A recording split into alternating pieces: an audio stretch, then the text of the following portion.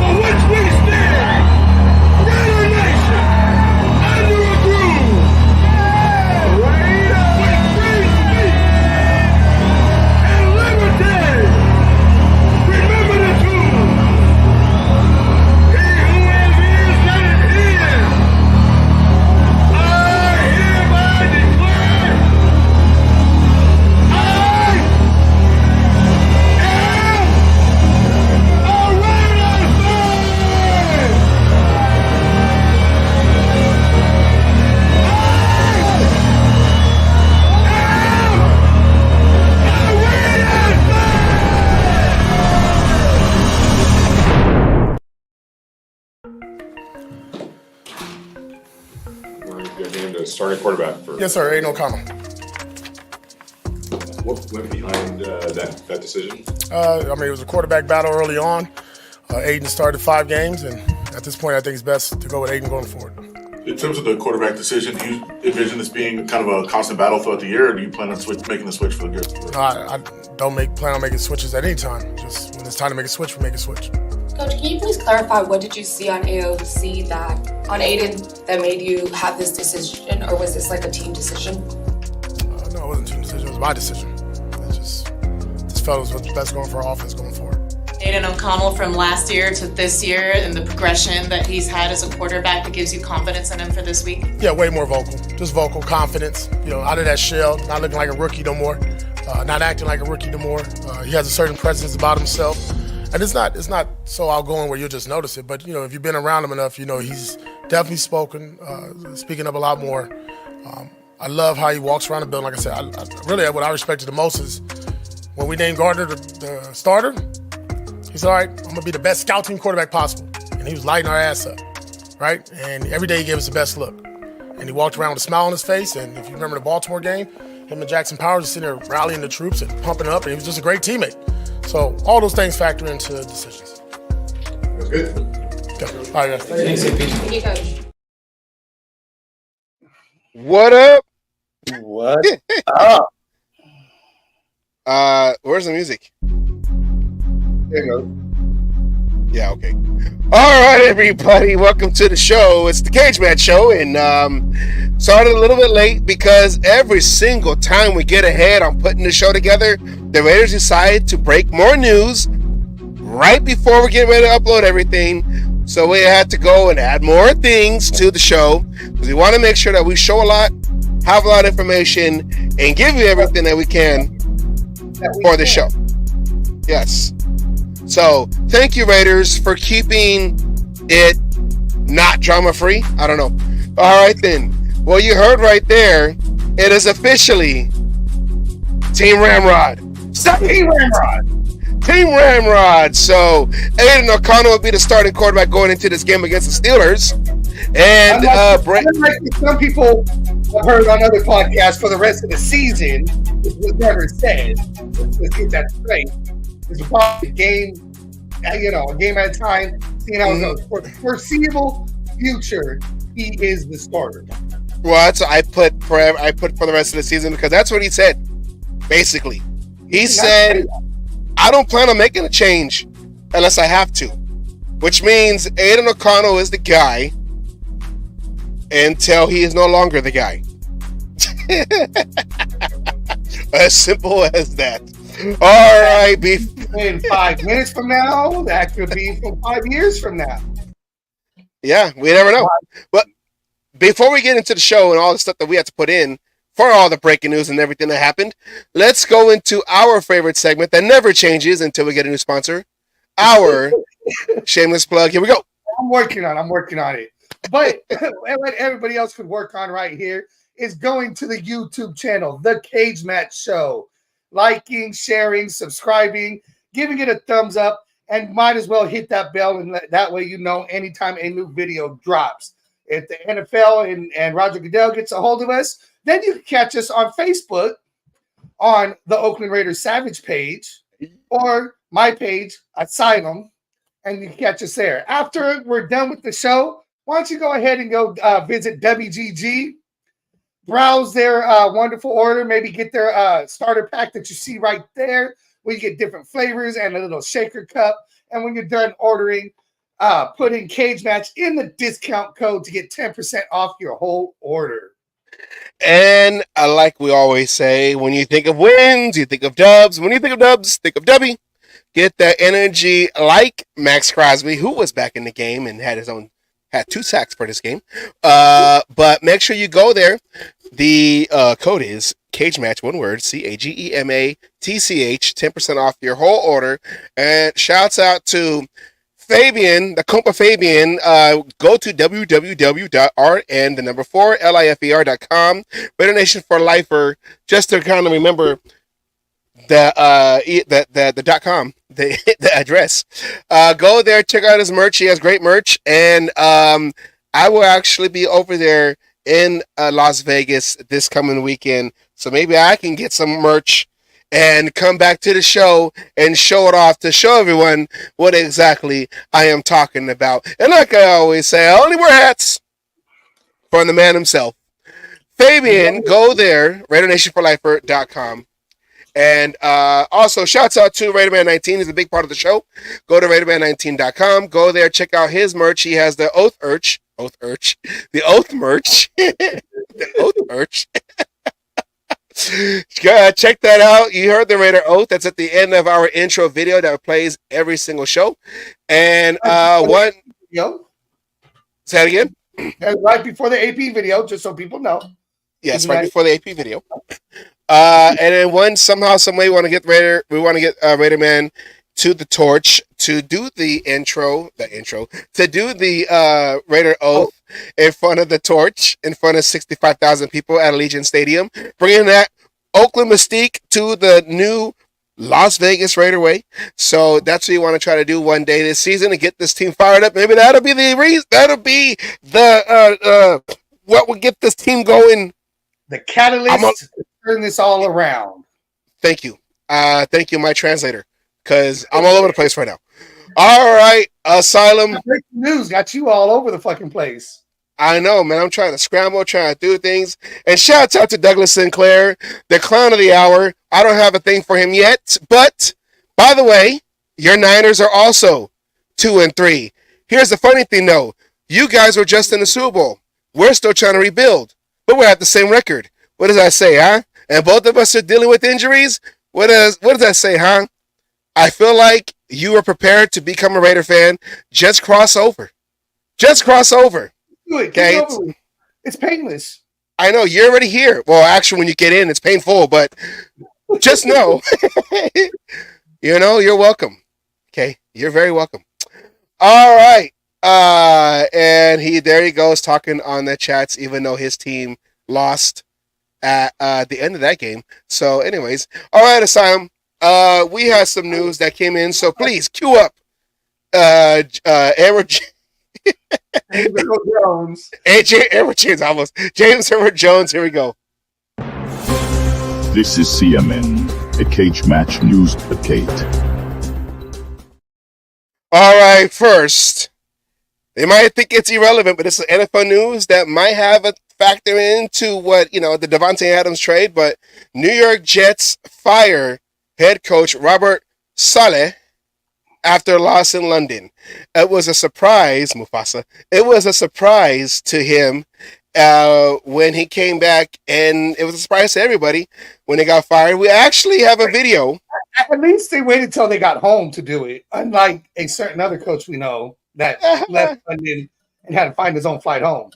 I know he's on a hot seat now too, but we have a video of what might have happened when he was brought into the office. I'm gonna play it right now. Here we go. All right, thanks, Vinny. Hey, how many years ago was you made? Nah, I'm an old timer. 30 years ago. 30 years, huh? Yeah. Brings back a lot of memories. And how? Mike's Peak was a fucking pimple then, wasn't it?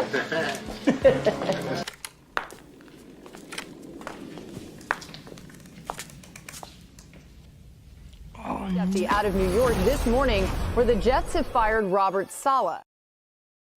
We don't show violence on this show, but you saw what happened there. They surprised, and he saw the owner of the Jets and Adam Schefter right there, meaning some breaking news was about to happen, but he knew it probably wasn't Devontae because he wasn't sitting there. So he had found himself fired, and it was a surprise as he had to. What was the news? What happened? What was the news? Asylum? They had to escort him out. Oh, yeah. Well, that's gone back and forth. There's rumors that he was escorted out by the head of security before he had a chance to even tell the players that he got fired. Yeah, so that's a rumor, and I mean, at least when we did it, the players had an idea because he wasn't on the plane. Why is he not on the plane? He took Spirit home. That's what. All right. He took JetBlue. JetBlue. That's what happened. Other news. D tackle Christian Wilkins placed on IR after having foot surgery after the Denver game. We don't. They never said exactly when it happened when he hurt his foot. No, but it was early second quarter. He tried playing on it into the third quarter and could not continue playing. And apparently it's a Jones fracture, whatever that is. Well, they think one of the reporters after the during the post game asked AP, was it during the celebration? And it could have been when he was celebrating the sack, and I can't remember who jumped on his back, but it was another D lineman jumped on his back, and they both tumbled over. So no, that was at the end of the third quarter. That was at the end of the third? When he jumped on his back and fell over, that was at the end of the third when he got his sack. They're talking about it happened before that. Well, in either way. Bone fracture is when you break your fifth metatarsal, the bone that joins your pinky toe to the base of your foot. Well, I do that every night when I stub it at the side of the table. Jones fractures is caused when you put sudden force on the outside of your foot with your foot twisted away from your body. Ooh, yeah, I can feel it. It's not when you stub your toe really hard on something when you wake up in the middle of the night and you hit your foot like on the side of the bed or something. Or the table. I mean, but this was specifically with the pinky toe. Exactly. That's the one. The pinky toe is the one that gets the most damage. Most of the time, but it's also that damn middle toe. That big one that sticks out further than the rest. Oh, yeah. You catch that one a lot. Probably the toes. Second. We just got to wear steel toes wherever we go. Steel toe sandals for the Hawaiians. All right. And also, you just heard. Hello, Jessica. Hold on. What do I have it? Do I have it? Oh, there it goes. All right. Raiders name. Huh? That was a good thing. That one could have got ugly there if you did a different one. I know how to push right buttons. All right. Raiders name Aiden O'Connell, starting quarterback, going forward for the rest of the season. I put that because I believe that Aiden O'Connell is going to be the leader of this team. Team Ramrod will take us to the promised land. For years to come. Team Ramrod, say it. Team Ramrod. Ramrod. Oh, you got to say it. Team Ramrod. All right. So Asylum, that was big news that happened today. As we were getting ready for the show. Look at that.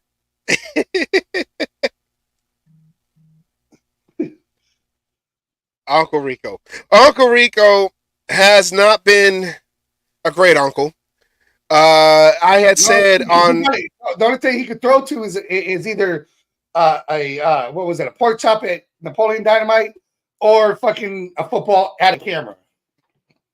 Yeah, and involved, it's a whole different story. The mountains that he could throw over were unreachable, I guess. I don't know, but the way he looked, they started off fast, and that was it. Should we just go into the? Go ahead. I was going to say they started off fast, and what was the key thing to starting off fast? What was one of my keys to the goddamn game, which was fucking for Minshew to be running, not around in circles behind the line of scrimmage, but past the line of scrimmage and picking up positive yards. He picked up 2 first downs on the first 2 drives with his legs and scored 10 points. Yeah. That was something they left it open. It was a threat that was there. He took advantage of it. That pick 6 happens, and all of a sudden he forgot how to do it. He threw that, didn't run that. So, I mean, I don't know what the hell happened. And there was other things caught on camera after the fact, but we won't talk about that. Well, let's just jump right into the X screen and just see what happened in this game against the Broncos. Let's see. Here we go. Boom and boom. Wait, you didn't want the intro? No intro. But we need the music. All right, here we go. Minshew starting off this game. We got the ball. We got the offense. We're on the offense first. And he started off going to our number 1 pick, Brock Bowers, which was moving the offense pretty well. And there you go, Salem, what you were just talking about. I mean, what was that, 12 yards right there? Bam. I mean, it was positive. It was putting the defense on their heels because, you know what? They expected him to run around in circles and run into their guy wide open. I mean, the guy had to, he might try to throw it over here to Brock Bowers. Oh, no, never mind. He's going to run. Now I got to go try to tackle his ass. And look at right here. Here is the catch that we thought was going to be how this whole game's going to be. To Brock Bowers up top, runs it over 57 yards for his first NFL touchdown, which you called. I said a run. You said a pass. It was a pass. You called his first touchdown on the Friday show. And look at that right there, Jacorian Bennett. So Jacorian Bennett has been developing very well on the opposite side of Jack Jones. And here we go with Minshew. Sorry, go ahead. Another run, bam. And how much did that first run open up the chance for Brock Bowers to do what he did? For that big touchdown. They had to fear Minshew taking off. And then again, bam, here we go, another big pass. Right after a run. This time I think that was Tucker. But it opened everything up. That was Myers. Oh, was that Myers? Okay. I thought it was 11. But, look, we're opening up the run. We got Matson, we had Abdullah, both getting, decent-sized runs out of all this. All that shit helped. And then, that pick 6 happens, which I'm sure will come up sooner or later. Well, hold on. This is the drive that got us the field goal right here. All our positives, okay? We're just trying to be positive in the show, okay? We got the field goal, 10-0, and here comes Max Crosby, fresh off of his day off the ankle. He don't look like he's slowed down. Which ties him with he's tied second for most consecutive games of a sack on the same team with 10. One more, and he ties the record for the most consecutive games. And then he does it one more time, he'll break the record. Yes, he has owned the Broncos. Break the record. And this running game looked like it was coming alive too. It looked like they were going to be able to do what they did to the Chargers last year in that home game. And you're getting everyone involved. The running game's going. Here comes Brock Bowers taking it to the 5. And we're about to score 17-3. Let's go. Let's go. No. And that right there was basically what broke the...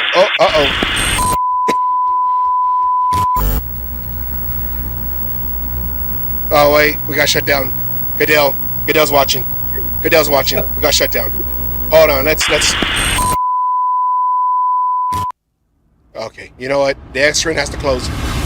The X screen has to close right now because, yeah, that happened. All right, Asylum. Did we need to go any further? I mean, not really.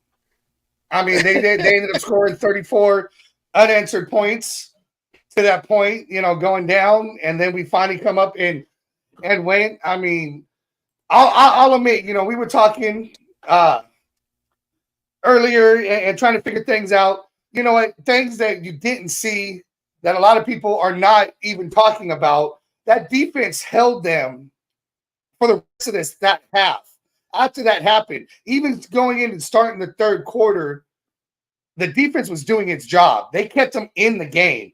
It was 10-10 all the way up until 40 seconds, 20 seconds left, going into halftime before they were able to get a penalty to their advantage to make up the missed field goal that they missed going into halftime. And so, I mean, being down 13-10, everything was going good. We were still in there if we were able to have some offense help. Yeah, after that pick six, it just seemed like the Raiders, the offense, they couldn't recover. They couldn't recover, and I don't know if it was Minshew that just couldn't. They say short memory, that plays over. But I don't think he could. I don't think he was able to shake it because the problem, what you saw, he stopped running. I mean, he had those 2 runs. I know it was only 2, but they seemed to open up a whole lot. Right afterwards, it kept defenses. Happen to be honest, is you couldn't just leave it open, like you were able to before, because it was like Minshew threw that interception and immediately regressed to the Minshew that we saw for the rest of the season so far, where it's just running in circles. Why don't you try scrambling? Yeah. But instead he just wanted to stay behind the line of scrimmage. I mean, you watched him run into the back of his own. He ran into the back and into the arms of his own damn player to get sacked. Yeah, it looked bad, and you can clearly see, and they were saying it all after the game, was they lost the momentum, but the Raiders, every time they try to do something good, either they get called for a penalty, or they follow it with stuff in the try to run the ball, they get stuffed. Minshew tries to run around like you said, he gets sacked, and it just looked bad to the point where after that second interception, they went and threw in Aiden O'Connell, and that was like in the middle of the third. They threw him in with just under 2 minutes left in the third quarter. Yeah. So basically just the fourth quarter. And even though a lot of people were saying, "Oh, well, they're trying to bring him in to win the game," and look how he looks. Yeah, but it was already basically going into garbage time. All the Broncos had to do was just pin the ears back and rush the quarterback because they knew they weren't going to run. They've been stopping the run all game after that interception, that pick six. It wasn't even that. At the point he came in, you were down 3 scores. They made us one-dimensional, and all they had to do was pin their ears back and go, because we really weren't going to run the ball because we needed quick scores. We needed everything to go. And so it turned us one-dimensional, not like we haven't done that ourselves this whole season, but, basically turned us one-dimensional where the run game was not even going to be a factor unless it was just to try to break something up and, give somebody some room for a punt. Well, let's go through these numbers real quick. Raiders total yards. Raiders 330 to the Broncos 289. Raiders passing yards 215 to Broncos 180. Raiders rushing 115 to the Broncos 109. 5.1 yards per play for the Raiders to the Broncos 5.0. 20 first downs to 18 in favor of the Raiders. 7 out of 15 third down efficiency over 3 over 12 for the Broncos. Everything, I mean, the Raiders dominated almost every category except for two penalties and turnovers. 3 interceptions. Of course, that last one, that was in garbage time for Aiden O'Connell, but the 2 interceptions, and of course the one that gave the Broncos 7 points, the pick six, and then 6. And then 100-yard, the length of the field. And then the 11 penalties for 79 yards. I mean, either this team is tired, they were distracted from everything that was going on leading up to this game, or I'm not going to blame it on the atmosphere out there because the Raiders been dominating the Broncos for the last 8 years. I'm sorry, for the last 8 meetings, 4 years, 4 times in Denver. So it's just. I mean, it was just the penalties. I mean, we went from being the least penalized team. I don't know where we stand now. That's one stat we never did talk about looking up. But we went from the least penalized team to all of a sudden, you know, we're having penalties on every aspect. I believe we even had a couple of penalties on special teams. So it's just one of those things of, you know, we got to cut down the penalties. We're not a good enough team right now to overcome 11 penalties. We're going to get penalties. We know that, especially with like rookie linemen going. So you're going to pick up a couple that way, but you got to keep them to a minimum and stop shooting yourself in the fucking foot. Yeah, I'm trying to look right now. We are, I guess, number 9. Wow. See, we went from first to 9th. Yeah. That's a big jump. Yeah, we went for number 9 and ranked number 9 in penalties. So, yeah, that's a big drop, like you said. I'm just kind of looking real quick right now. 1, 2, 3, 4, 5, 6, 7, 8, 9. Yeah. Yeah, because we've been started piling penalties the last couple games. So sloppy football. Yep. Poor tackling too. I mean, we've been running to that problem. I don't know if it's because they're tired or whatever, but you know, we've been giving up. You know, we've been stopping them behind line of scrimmage or stopping them short, and they've been able to get out and then turn it into a 15-yard play, stuff like that. Yeah. Yeah, I'm trying to see. What is up, Anna? No reason to be sorry. Yeah, we're tied. We're tied for 9th. Tied for 9th. With many teams now, with the Patriots, the Giants, the Eagles. Yeah, Patriots, Giants, and Eagles tied. Wow. Buccaneers now hold Buccaneers and the Bengals and the Bills hold the number 1 spot. Wow. Yes. We just handed it to them. Yeah. So, I mean, this game, I've had the shingles before. I know how that is. I've never had it, but I heard it's painful. So, mine was just like really itchy, and my back. It's like half my back was shingles, and I'm all like shingles. I think it said shingles. No. Thought you said Pringles. Give me the can, eh? Like I don't even do roofing. Okay, so let's go back to what we're doing. All right, yeah. So we dropped down from number 1 to number in that number 9 spot, and let's just look at the stats between the two quarterbacks. Tail the tape after the fact. Tail of the tape. Okay, wait, this is the old one. So let's just look at Minshew's. All right, so Gardner Minshew, 12 for 17, 137 yards, 1 touchdown, 2 interceptions. Of course, the 1 pick six that went 100 yards for a Denver touchdown. It was benched in the 3rd quarter after that second interception. 70.6 completion with what he did during the game. 70.6 completion percentage, passing yards per passing average was 8.1. Sacks lost. Sacks and yards lost, 2 sacks for 9 yards. Passer rating, 74.5. Quarterback rating, 46.7. So, his game, he started off hot, and then, like you said, after that pick six, he just went back to why, I guess you can say, he's never been a starting quarterback. And then going back, Aiden O'Connell came in after him in relief. He went for 10 for 20, 94 yards, no touchdowns. He had the one interception, 50% completion percentage, passing yards 4.7. Sacks, he had one sack for a 7 yard loss. With a 20.8 passer rating, 42.5 quarterback rating. Like I said, he came into the third quarter to finish off the game. And as we had noted earlier, that AP named him the starter going forward.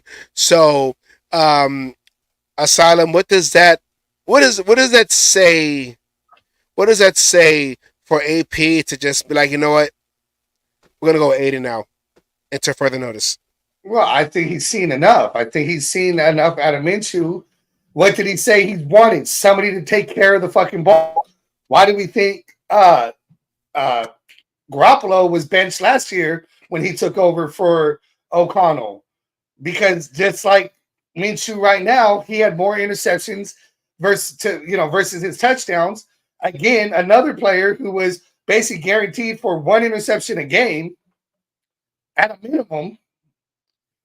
To go and, he just doesn't do it. I've never felt Minshew had,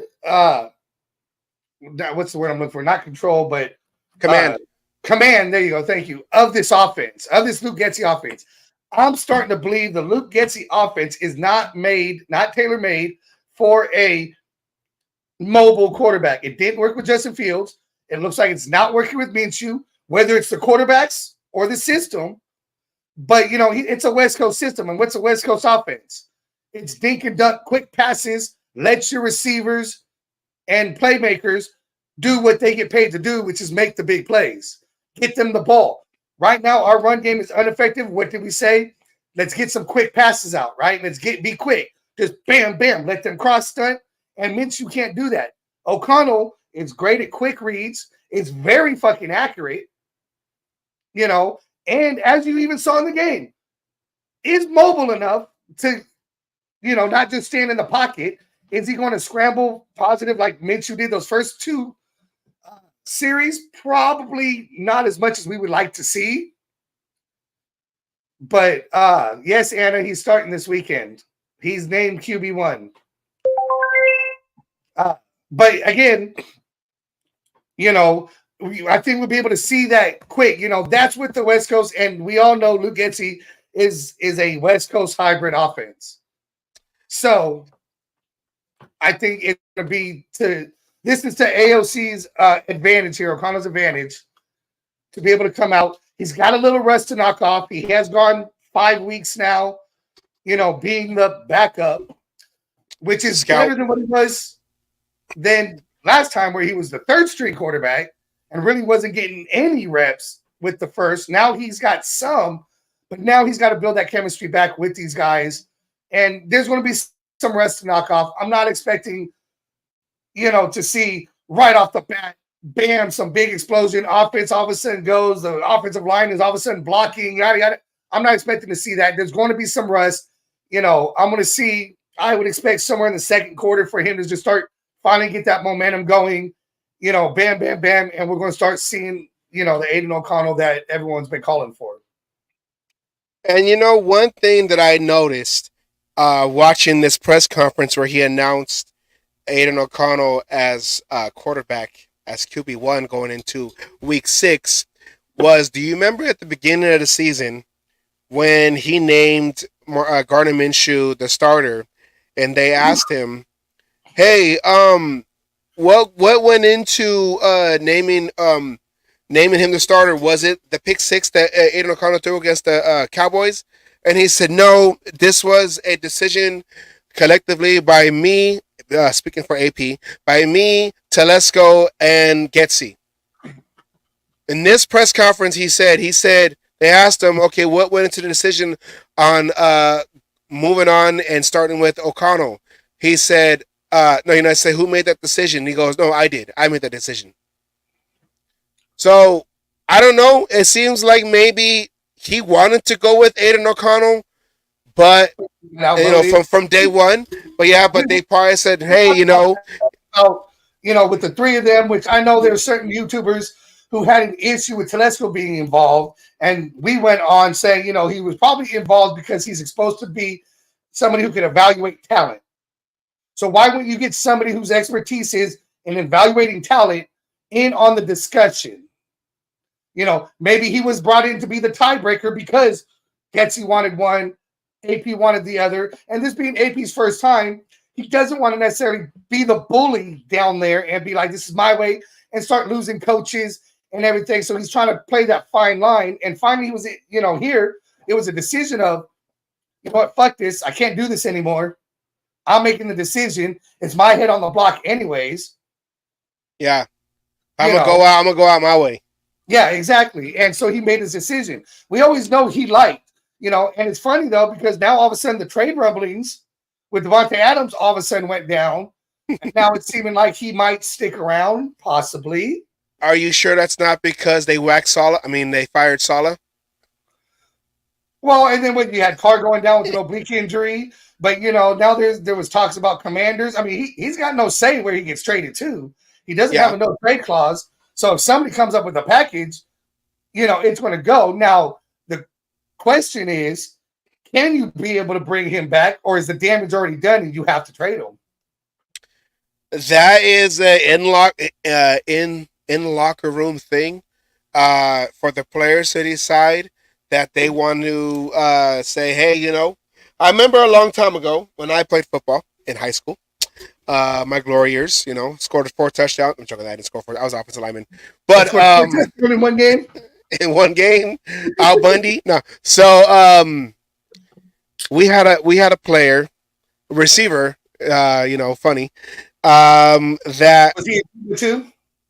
Was he what? Was he a diva too?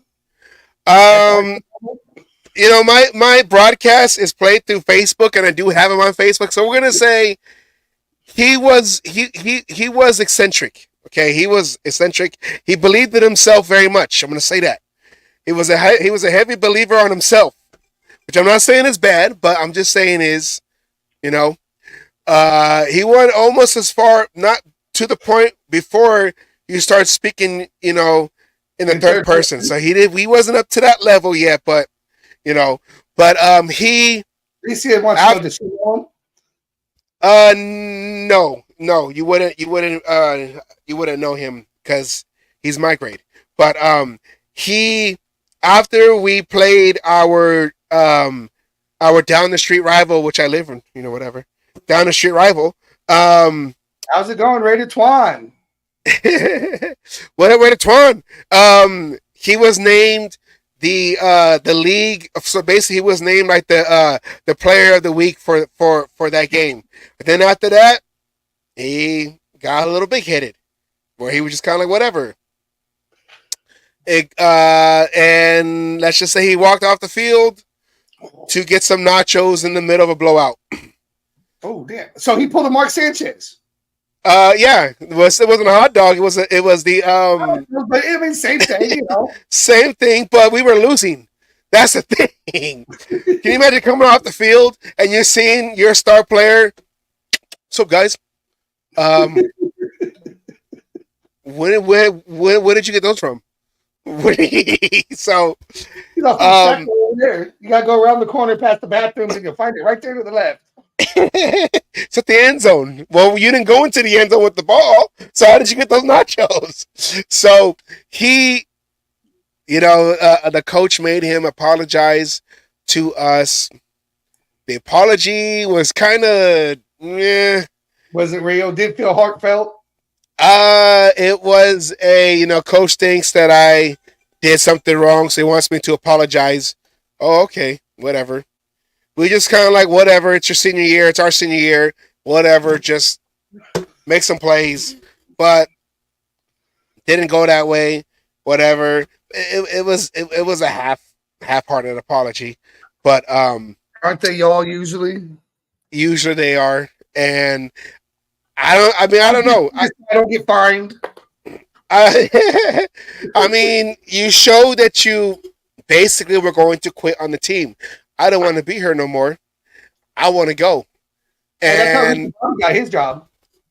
As who?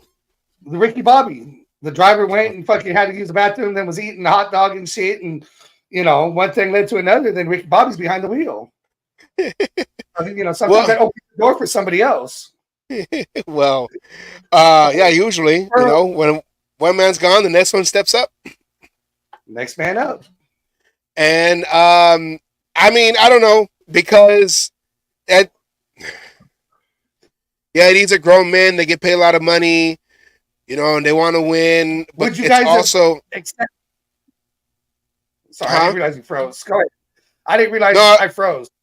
No, I was saying is that these are highly paid athletes and grown men, whatever. Get over it if he wants to play whatever. But still, it's like this is a brotherhood, and this game is not like this is a very violent game, and if we're all putting ourselves on the line, our bodies on the line to try to get a W, and we continue to see you kind of just do enough to show, hey, I'm here, guys. Yeah, okay. Like you already said you were going to leave. You was really trying to find a better situation for you and not try to fix this with us. Okay. And it's not like they're 1-4, or 0-5. They're 2-3.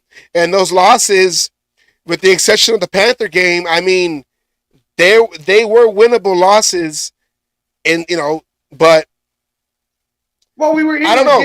We were in those. The Panthers game, we hands down is a loss. We could have been 4-1 right now. 4-1, and if we would have played right against the Panthers, we could have been 5-0. But we would have played right. But we'll take that away. We'll give the Panthers their win. Hands down, we got our asses stomped. It is what it is. But 4-1, and we'd be in the contention of talking about everything. Second place in the division. Yada yada yada. All this other fucking talk. So you think there's no way for Devontae to come back? It's done. He has to get traded. I'm not going to say there's no way, but if he does apologize or whatever it is for the rest of the locker room to be like, all right, it's good, it's cool, but now he has to really, huh? He can't come back and say I was just kidding. I was on painkillers for my hamstring. I didn't know what I was talking about. I don't know what's going on. Minshew had his. I thought that was water. It was tequila. I didn't know. So, he now if he comes back as a Raider, and that's what they asked him too. What's the status of Devontae? When he comes back, is he still going to play? Because AP said, he's a Raider. He's always been a Raider, and when he's not hurt, if he's still here, he'll play. That's why I was asking. Do you think that that's even possible, or do you think it's going to be being that you've been on the offensive side and you know how that cohesiveness needs to work? Look at what happened to Derek Carr when there was no cohesiveness. It was all that talk about, this Jesus talk, his religion and shit, and that offensive line let him get hit and broke his back. Well, that story they said was because he didn't kneel for the national anthem, and they did a lookout block, which if you know offensive line talk, that's look out, and your quarterback gets hit. We all saw it. If you want to see what a lookout block looks like, watch the documentary The Longest Yard with Adam Sandler. When he came back after he tanked. I'm just joking. So I think if he does come back, he has to really show and really put that 110% effort in to his playing, whether he's getting the ball or not. Show us that how you were when you first came to the Raiders, when you was going to play with Derek Carr. Speaking of, where you got to block to get the rock. What he kept saying that season, like be that Devontae, and maybe the fans will come around. But now you have to basically dig a hole from the own perception that you caused with Raider Nation that was down for you, that believed that you was going to stay a Raider. that you didn't want to go anywhere else, despite all the national media talking about Aaron Rodgers wants you and with the Jets and this and that or whatever. So he has to just put in extra work. I was going to say, to kind of answer this question here from Twan, we don't know what his request prior to the trade, but the rumors are he walked in and blindsided AP with the trade request. You know, AP thought he was going to come in. He texted said, I wanted to talk. We need to talk. And he thought he was going to talk about his hamstring and came in and said, I want to be traded instead. So, and this was after a win. We were 2-2 at the time that this happened. So, you know, it's one of those, we don't know. Yes, we don't know if he was already preparing to ask for a trade, which could be because there's been speculation. I know other podcasts have put it out there that basically he didn't want Minshew, and basically because he was playing with Minshew is why he asked for this. And now that it's not Minshew, his mind might be changing. You know, we don't know, but it always feels like he kind of had it kind of feels like the whole Khalil Mack shit. The only difference is Khalil Mack did it in the offseason, and he did it during the season requesting the trade. You know, yeah, Devontae Adams was like really, it felt as every story unfolds and as he kept talking through this whole situation up until we stopped talking, because he wasn't on K Adams this past Tuesday. He wasn't on K Adams yesterday morning, but I feel like he's been kind of doing like a politician, where he's saying all the right things for everyone to trust him. Like, no, I want to be a Raider. I came here for a reason. Yeah, okay, you know, Derek Carr, my college buddy, isn't here no more, but I was a Raider fan, and, you know, the Las Vegas Raiders is closer to home, so my family can come and watch me. I came here for a reason. I'm going to see this through.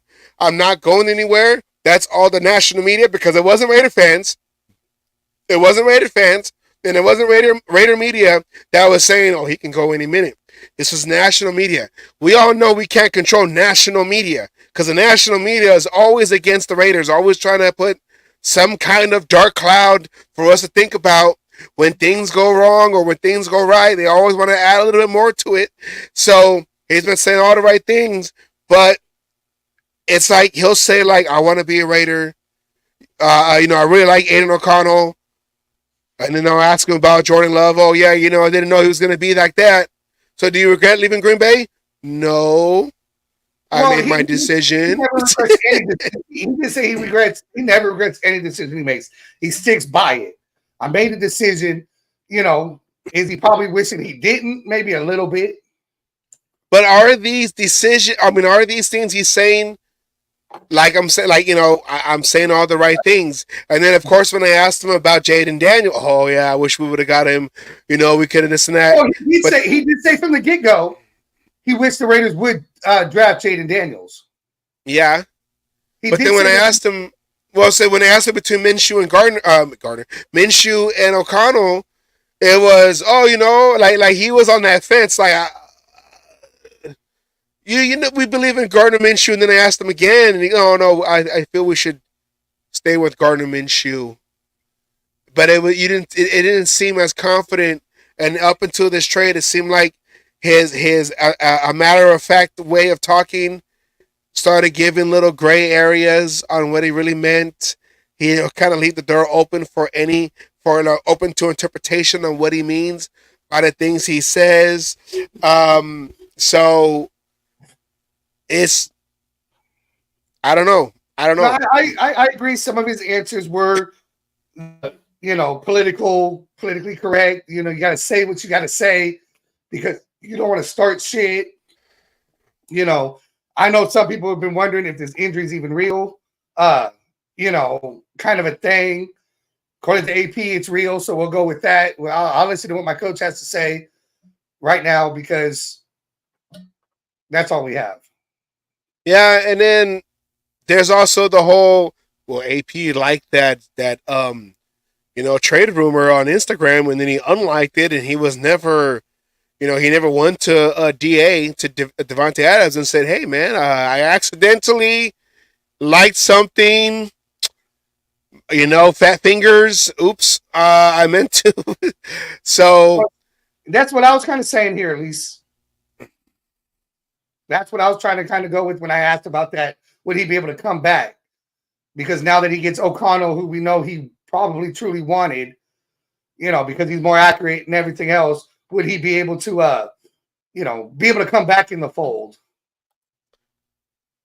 That's all between the head coach and the players, because if these other receivers that had to basically take his place are starting to, we don't have to worry about forcing targets to Devontae Adams and the temper tantrums that he'll have, throwing his helmet and everything, kind of opening that door on how it was last year with the receiver show and how he felt.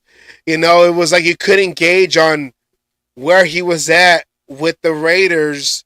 Are you? Yeah, okay. It's a bad time because coaching changed and offense was changing and just trying to figure out everything. As AP was an interim, but you need to come back and be like, I want AP as a coach. Me and Max Crosby want AP as a coach. AP is a coach. Business decisions. You speculated, but you said that, hey, he could have been one of the guys that was on that was tied to that comment of business decisions, and all of a sudden, I have a hamstring, and I just think it looks bad. The timing is okay because you don't miss games. You didn't miss a game with that shoulder injury last year. You came back in the middle of that game, and I know that there's a difference. I've had a hamstring injury before. It's not fun trying to run because you can't. It'll lock up again or cut shit like that.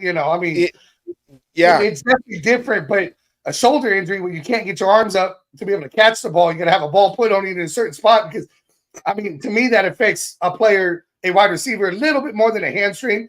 But a hamstring is going to affect your speed, your cuts. What little things you can do, but you can game plan around a hamstring injury though for a receiver to where he doesn't have to. He can do short button routes, shit like that, catch the ball.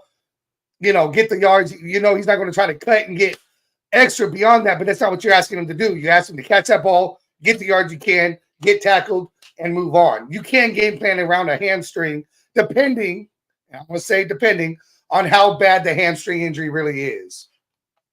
Yeah, but it's just bad timing. Like you end up on the injured list on that Thursday, and then the Raiders beat the Browns. And then on that Monday, you know what, AP, we got to talk. This is not working out. My demands are not being met, and I'm just not feeling appreciated in this relationship with the Raiders. I'm not getting the part that I expect. The attention that I need. So, I don't know. It's just bad. It's just bad timing. I think the only way that he could come back, personally, my opinion, is AP's got to turn around and bring the whole team in. And he needs to walk out. No coaches in there, no nothing. The team needs to sit down and talk to, listen to what Devontae Adams has to say, and then it's a team decision whether they allow him to come back or they just focus on taking what they can for a trade. Yeah. If he's wanting to come back, that is.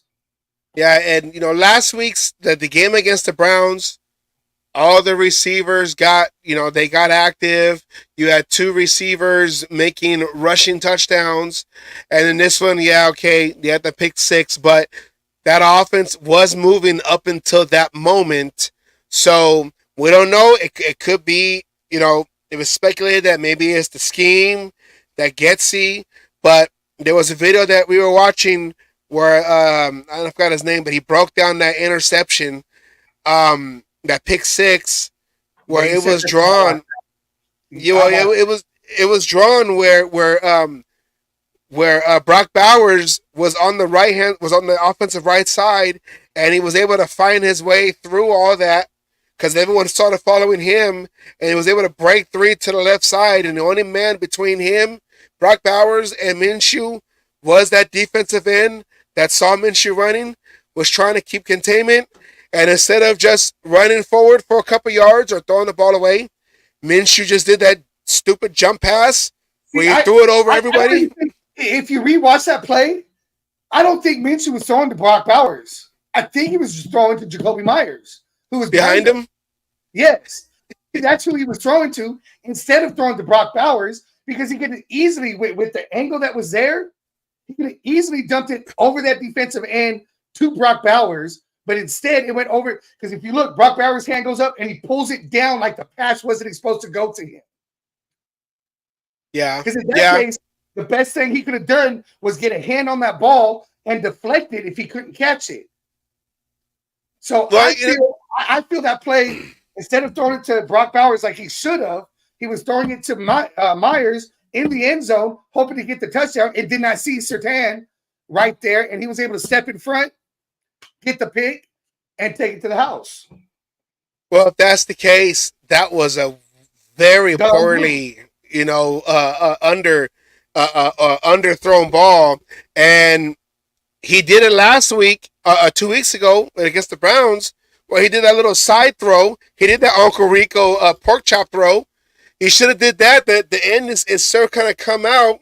You could have just cut back in and then try to flick it. I know there was a guy that was right behind Bowers, but that's him. That if you look at where Bowers was sitting on the 1 and 2 yard line. If Bowers would have caught it and got tackled, he was in stride. He might have got the touchdown, his second of the game, or he gets tackled and the ball. It was still positive yards, and now it's second and goal on the 2 yard line. Yeah. So it was just a bad decision overall. Period. Overall, way he's trying to go, whether it was to Bowers or Myers or Mayers, I'm sorry. It was just a bad decision. And yes, it was a 14-point swing at that point, but it only tied the game. It wasn't like it broke the game wide open, and the defense still was able to do its job. They couldn't, he just needed to shake it off, which Minshew seems not to be able to do. Like I've been telling you before, I kind of want to bring a certain person back on and see what, because, we did argue and everything and go, and I'm kind of curious because I don't see anything that he did that was in that argument. He started to. Falling inside. But I'll say there's probably a little bit of bias because I do want Aiden O'Connell in here. So, maybe I didn't see certain things. He started to be more mobile. He was running for first downs. You're like, okay. Man, they were like, Minshew mania. And I think that opened up the run and opened up the pass game because he became the threat as well. There's nothing there. So now we got to watch. Well, I'll go with that because that was at a point in the game that we were still in the game. And, it kind of just solidified O'Connell coming in, but I believe they drove down and got a touchdown off of that interception as well. So both his picks led to points. Yeah, after that led to Aiden O'Connell. But let's look at the offense versus the Broncos. The rushing, Abdullah, 5 carries, 42 yards, 8.4 average. He had that touchdown towards the end of the game. Madison, 15 for 38 yards, 2.5 average. But that was once conversion. He got the 2-point conversion. Yes, but once Minshew started to. Well, you can kind of tell after that interception, that first one, it was over. Yeah, the defense was able to key in on the running game, figuring that, okay, they're going to try to use the running game to probably help Minshew get back into his rhythm. But they knew that, and they was able to slow that down to the point where they couldn't even bust through. Tucker, they tried to get a Tucker. He had 2 carries for 8 yards. DJ Turner 1 for 5. Total rushing 115 yards for the touchdown. Total passing 215 for the touchdown. 115. Normally you want that out of one back, but being by committee, 115. We were struggling to break 100 yards, and now for 2 straight games, our rushing has broke 100 yards. So with this, let's go into the receiving real quick. So Brock Bowers, 8 catches, and he almost hit the 100 mark again. Missed it by 3 this time. The last time was by 1. one or two, with a 12.1 average, of course, with that 57-yard touchdown he had. Myers, 6 for... I bet that touchdown was more important to him than the 100-yard game. Yes. He finally got that. He finally was able to shake off that, and I bet, I hope he kept that ball because I didn't see it in his hands on the sideline. He spiked it. Jacoby Myers, 6 receptions, 72 yards, 12-yard average. Madison, 2 receptions, 23 for 11.5. And then, Tucker only got two catches for 18. DJ Turner, 1 for 12. And then Abdullah out of the backfield, he had that one, 3 for 9. Does it look like the offense, just take the score out, but for the Browns game and this game, does it look like the offense has been playing a little bit more better without Adams there? Well, I definitely think we're not feeling pressure to throw to Adams. I think we're able to spread the ball around. I mean, what is this? 1, 2, 3, 4, 6 different receivers. Yeah. We don't do that a lot with Adams in the game because you got to force feed Adams because of the whole, I'm going to call it diva in him, and I need the ball. I don't care if I'm covered. I'm still open. You got to give me the ball. So now we're able to do other plays that be able to go to the open guy and not worry about having somebody on the sidelines getting pissed off. I think not having Adams in there, this proves that we can do it. I mean, yes, we went downhill. We started doing 3 and outs. There was different things in there after that pick. See what we see. I mean, it's not bad. Trey Tucker needs to get a little bit more involved. Madison, he could obviously, he's a pass catcher out of the backfield. Abdullah, who's supposed to be a pass catcher out of the backfield, he's not. But, and I'll go here, Twine. I'll go like this. Have they really thrown a lot? How many balls has Devontae Adams dropped this season? I believe it's at least true. 7. So, yeah, they're throwing to DA. He's just not doing his part and catching the ball when they do, and then he's complaining to have the ball more. Yeah. Yeah, and I mean, it just what Peggy had said. I'm gonna bring up that stat. I want to see what it is. Peggy had said in her when she was here last week that you don't see him really trying to breaking free, like Tim Brown used to do. And I know we're comparing 2 different eras, but with Devontae Adams, it's I don't know. It's hard to tell because the offense, you've seen the offense against the Browns, how it was flowing, and then without Adams, and then on this game, it was even flowing even better up until that pick 6. Maybe the changing quarterback would make him happy. I don't know. I got the numbers right here. In 3 games, he was targeted 27 times. In 3 games. 27? I mean, that's 27. That's almost 10 games. A game. That's almost 10 a game. Almost 10 a game. Almost 10 a game. So, yeah, they're targeting him, but he only has 18 receptions out of that 27. So that's 10. Now, I'm not saying he dropped all those, but he dropped a majority of those. Some of them were throws that were uncatchable, and I don't blame him on that shit. But, 27 times in 3 games, that's 10 targets, that just shy of 10 targets, that is have a chance of other people getting who might, depend to go. Now we could probably pull this up and go, but I really wanted to just get that answer to him because it was a good question. It really was.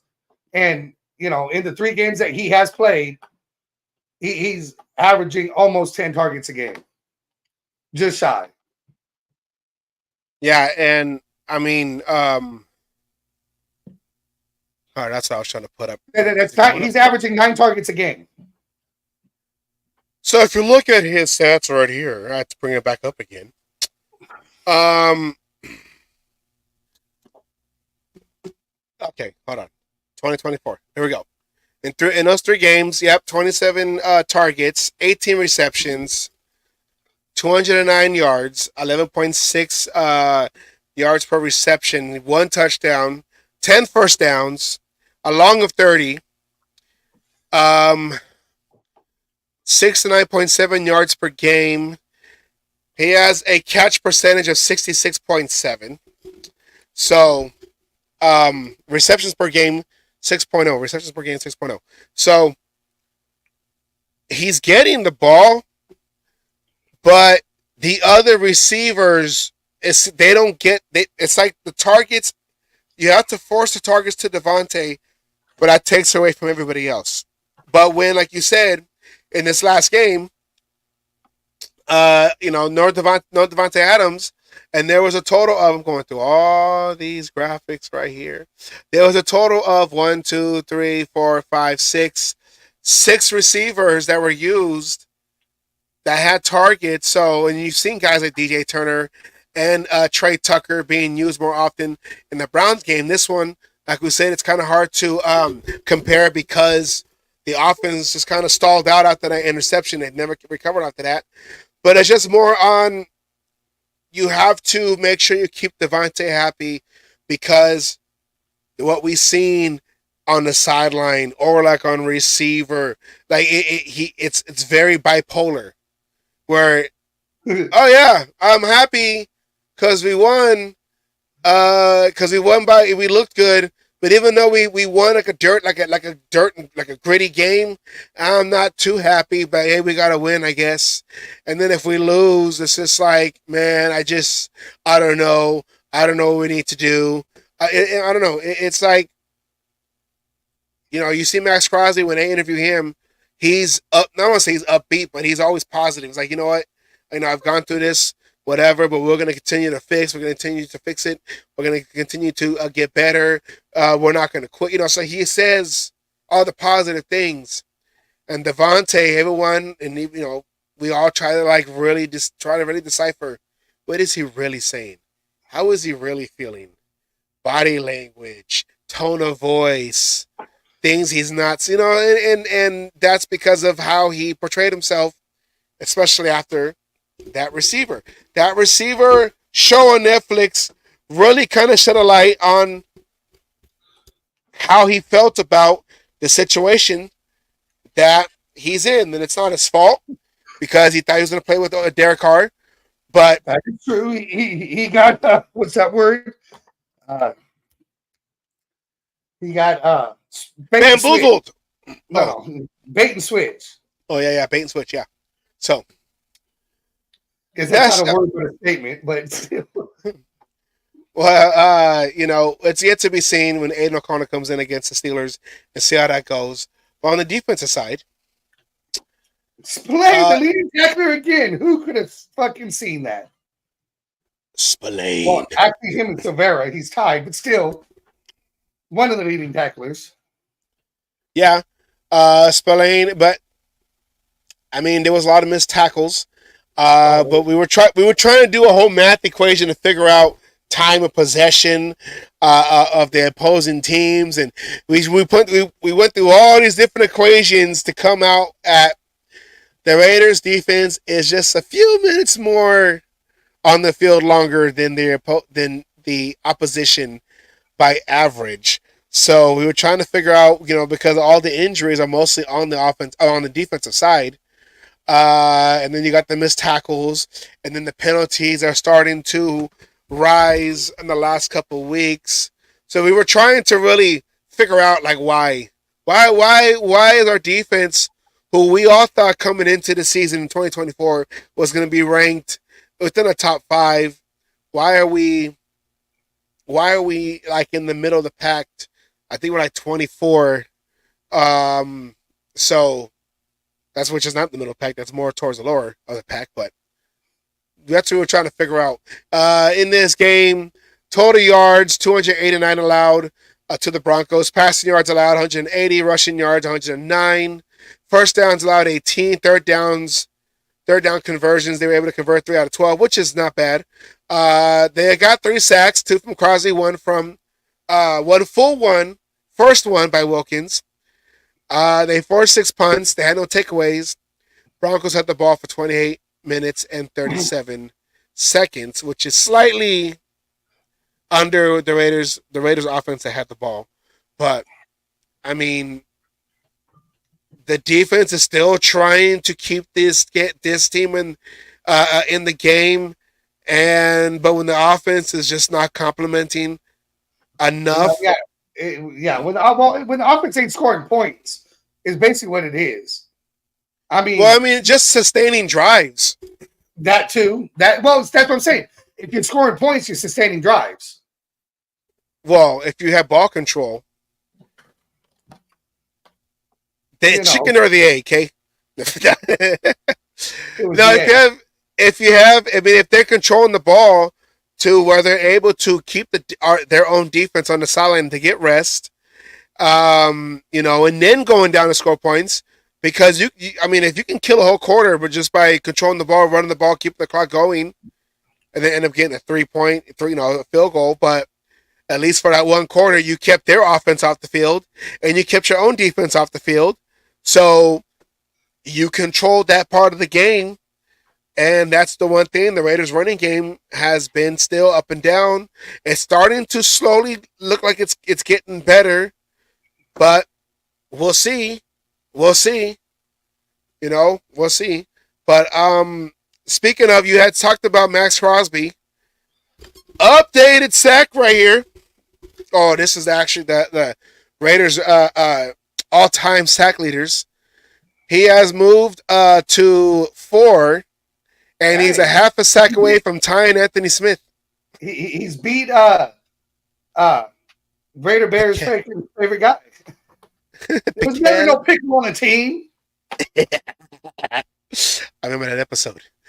So Max Crosby is a half a sack away from taking a third spot in the franchise, in the Raiders franchise. From taking it, half a sack from tying it. Yeah, so I said half a sack from tying it. No, you said half away from taking it.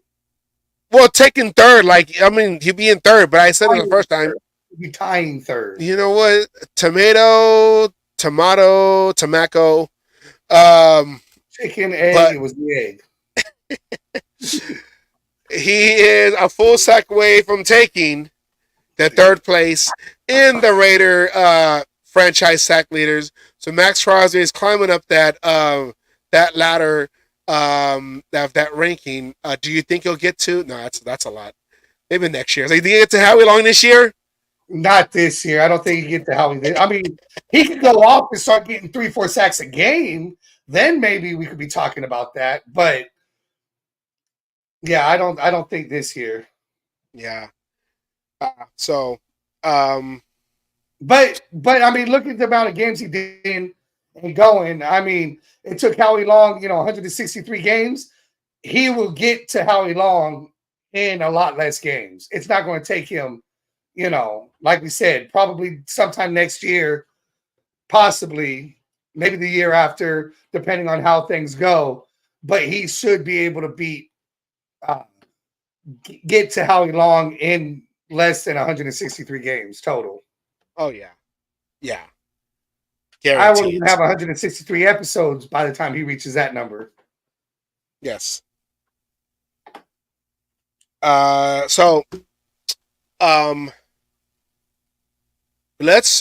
Sorry, I was getting text because we got a big trip coming up. So, all final preparations for that trip. We're leaving tomorrow night. So, don't rob my house. Excuses. Don't rob my house. All right. So Aiden O'Connell will be going against the Steelers going in this game coming up. So do you remember what week he came in last year? He was 5-4 as the official starter with AP. So that means 9 games. He came in week 10 because when was the bye week? Was the bye week during his time? No, I don't think it was. He was a starter. Yeah, he was a starter after the bye week, right? The bye week was I believe, I remember. Then I'm gonna say he came in week not 10. Week 9, because it's 18 weeks. So week 9 he came in. So he's coming in about 3 games earlier than he did last year. Yes, when we were saying last year that he should have came in, so they finally listened to the show, huh? Finally. Well, it's not finally. We've had a couple of little things that they listen to. They just need to listen to the show a little bit more often. Yeah, do what we say, okay? Do what we say. At least listen to what we have to say. Don't necessarily do what we say, but at least hey, okay, we bring facts, all right? Raiders fall down to 4th place, of course, because they lost to Denver. Raiders have no wins in the division. And they were the Chargers, and that's why the Chargers are ahead of us. Well, and the bye week. They had their bye week last week, so that's a combination of things. Sorry. That is early. That is early for a bye week. Right? Week 5? Yeah, ours is in week 10. We get our bye week, and then we got to spend the rest of the season trying to fucking get healthy and shit because, we got 4 more games before our bye week. I mean, I like that in the middle of the season, figure things out. Yeah, I agree. I like where it's at because we're going to be able to get to some place. Well, we should have an idea of where we're at. It might be in the perfect time where we're just getting our rhythm going and getting things going and needing people to get healthy so they can come back healthy and go from that versus, it's a downward spiral, and that could be just in enough time for us to get our shit together and maybe make that comeback to try to, we just need to go on a winning streak right here, and it's going to change everyone's outlook on shit. All those fucking naysayers and the sky is falling will be changing their mind if you go on a 4-game winning streak right here. And I mean, last year with with half of offense that kept getting installed every week. Now full off season with an offense a little more seasoned than Bo Hardigree last year. A little more seasoned offensive coordinator. He's in his 3rd year. Bo Hardigree was his first time ever calling plays. Yeah. So and O'Connell, with the exception of that pick 6, and in the preseason, he looked like he was more in command, like you said, of that offense in the preseason. In the preseason games, they were just calling. They were trying to create situations and see how these players responded more so than actually playing the game, like actually trying to win the preseason games. They were saying they were trying to create situations to see how these players responded. So we'll see what happens. He is a starter for this going into a Steeler team, and we'll talk about that on Friday. I will be on because I'll be up there to talk about it. Maybe right there in front of the stadium, live from Allegiant Stadium. So I am going to the game. My sister found a deal, and she surprised me. Oh, yeah. Hey, I could be her brother too. I want to be surprised. Yes. I'd like to get tickets to the game. Thank you. Bye, sis. So, let's go. Before we start talking about the Steelers, that's next week.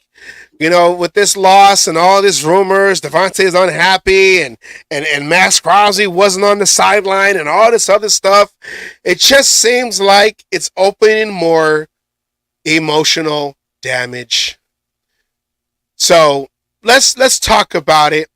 Let's be a therapist for right now and talk about these emotional damages that people are bringing up and see if it's emotional damage or if it is of a valid concern, I guess, or valid feelings. Do you have the intros in me? I'm ready. Okay, let's go into emotional damage. Here we go. I'm just trying to tell you about my feelings and that I'm angry and I'm trying to get some closure on that. And I'm looking forward to seeing you next week at that thing, and hopefully you make one more move on me, you mother... Emotional damage. All right, Asylum. Damn it. Okay, Asylum, we know we heard a lot of crazy stuff and read a lot of crazy stuff online. So let's go right off the bat. Let's start off with this one right here. AP is a fraud, Getsy is a failure, and Telesco is incompetent. Fire them all right now. Fire them all.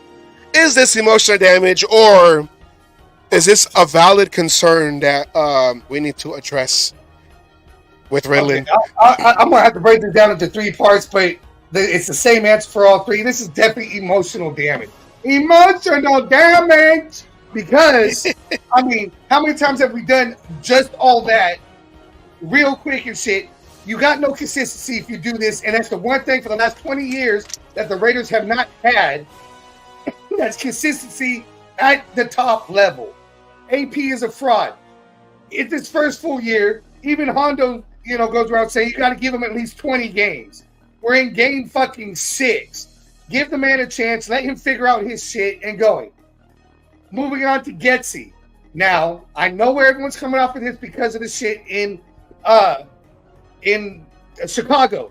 But yet again, we're now going to find out with Aiden O'Connell under center. We're going to find out if it's Getsy or the people trying to do his, play under his kind of scheme. Because in a West Coast offense or even a hybrid, a mobile quarterback, look at everybody who's running West Coast offense.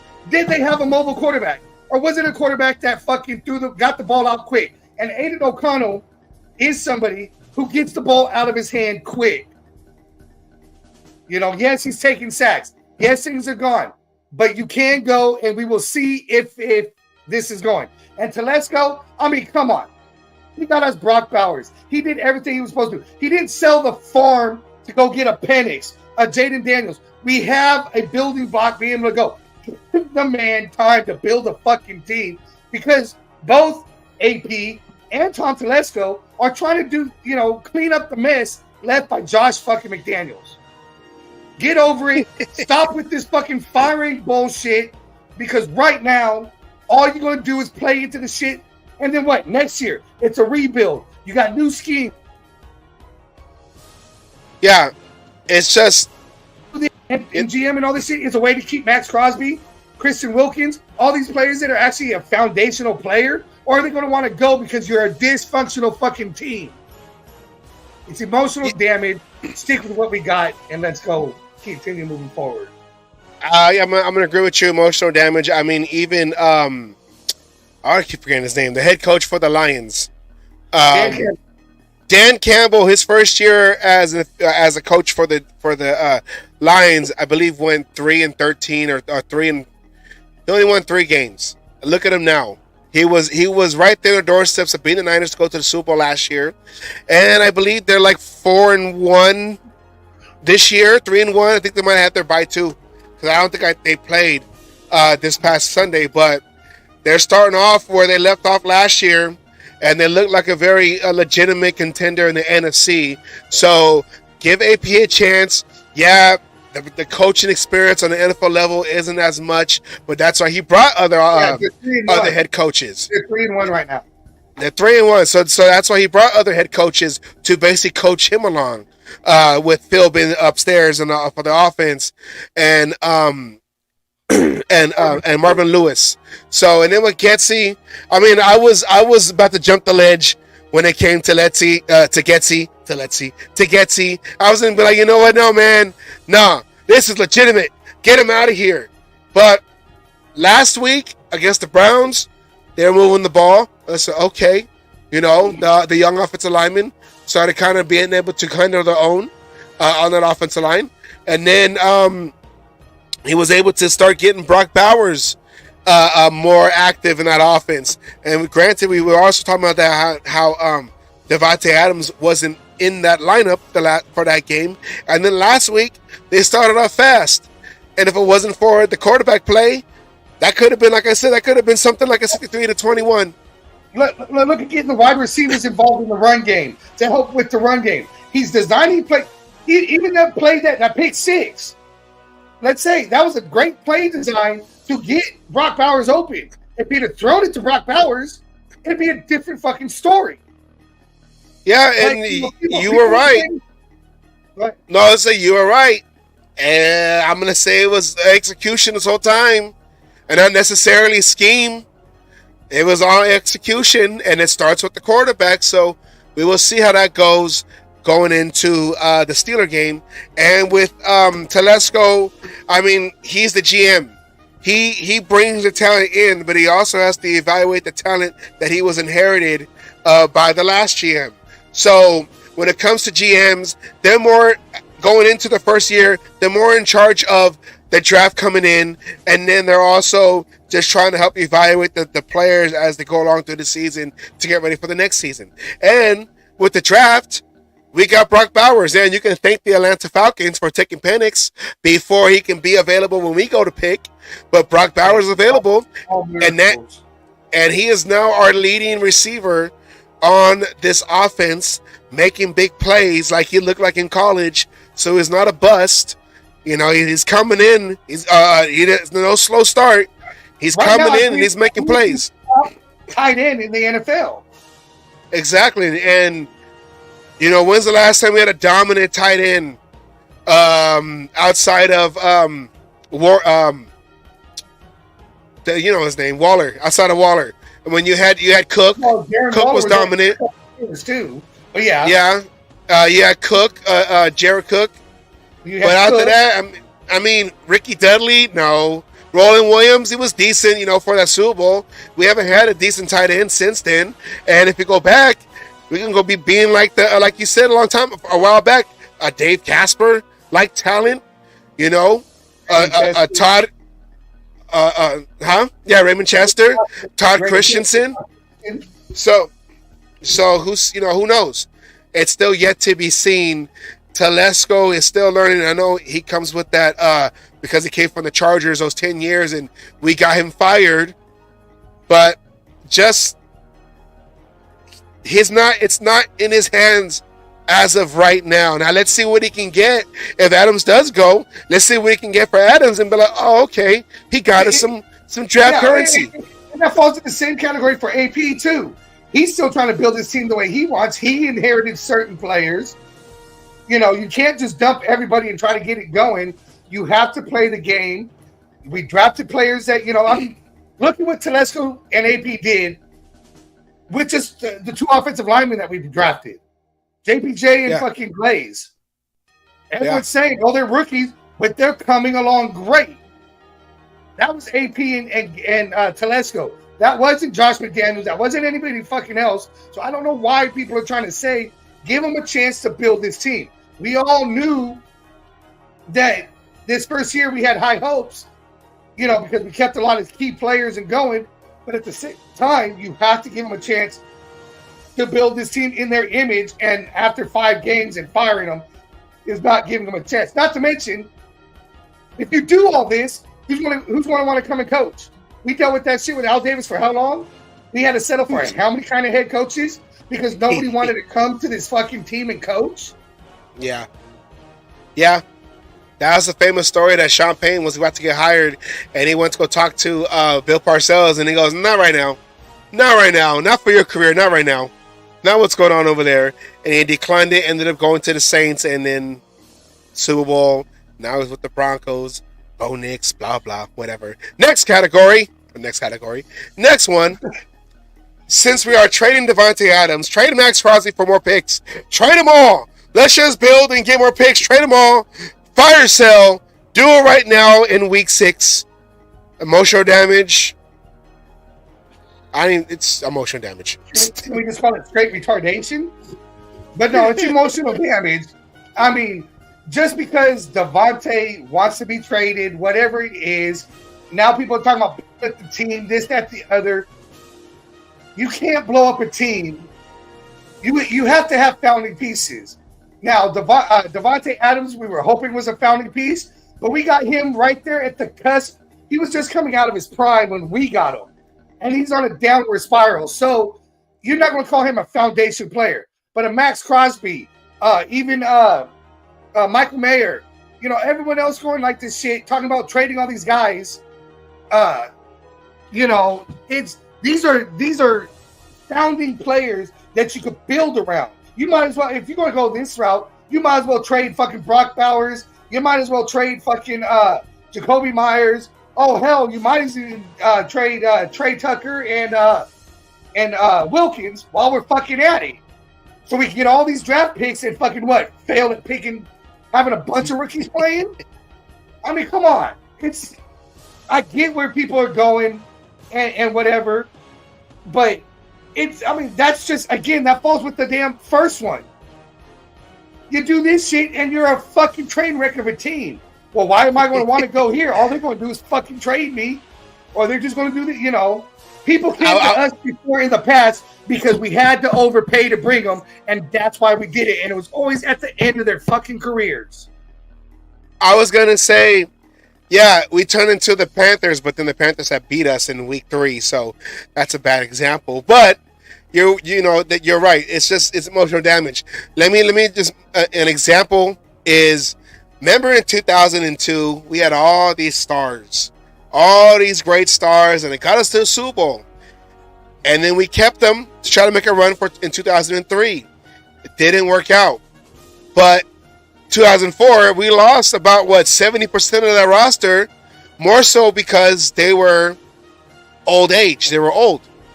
And I'm trying to compare the two, because you're going to go from trading away all your stars because Tim Brown was your pillar, and Rich Gannon was your pillar, and you had your whole offensive lineman. Everything was set. And then after a year or two after that Super Bowl, we had to start brand new again. And we had to start brand new again.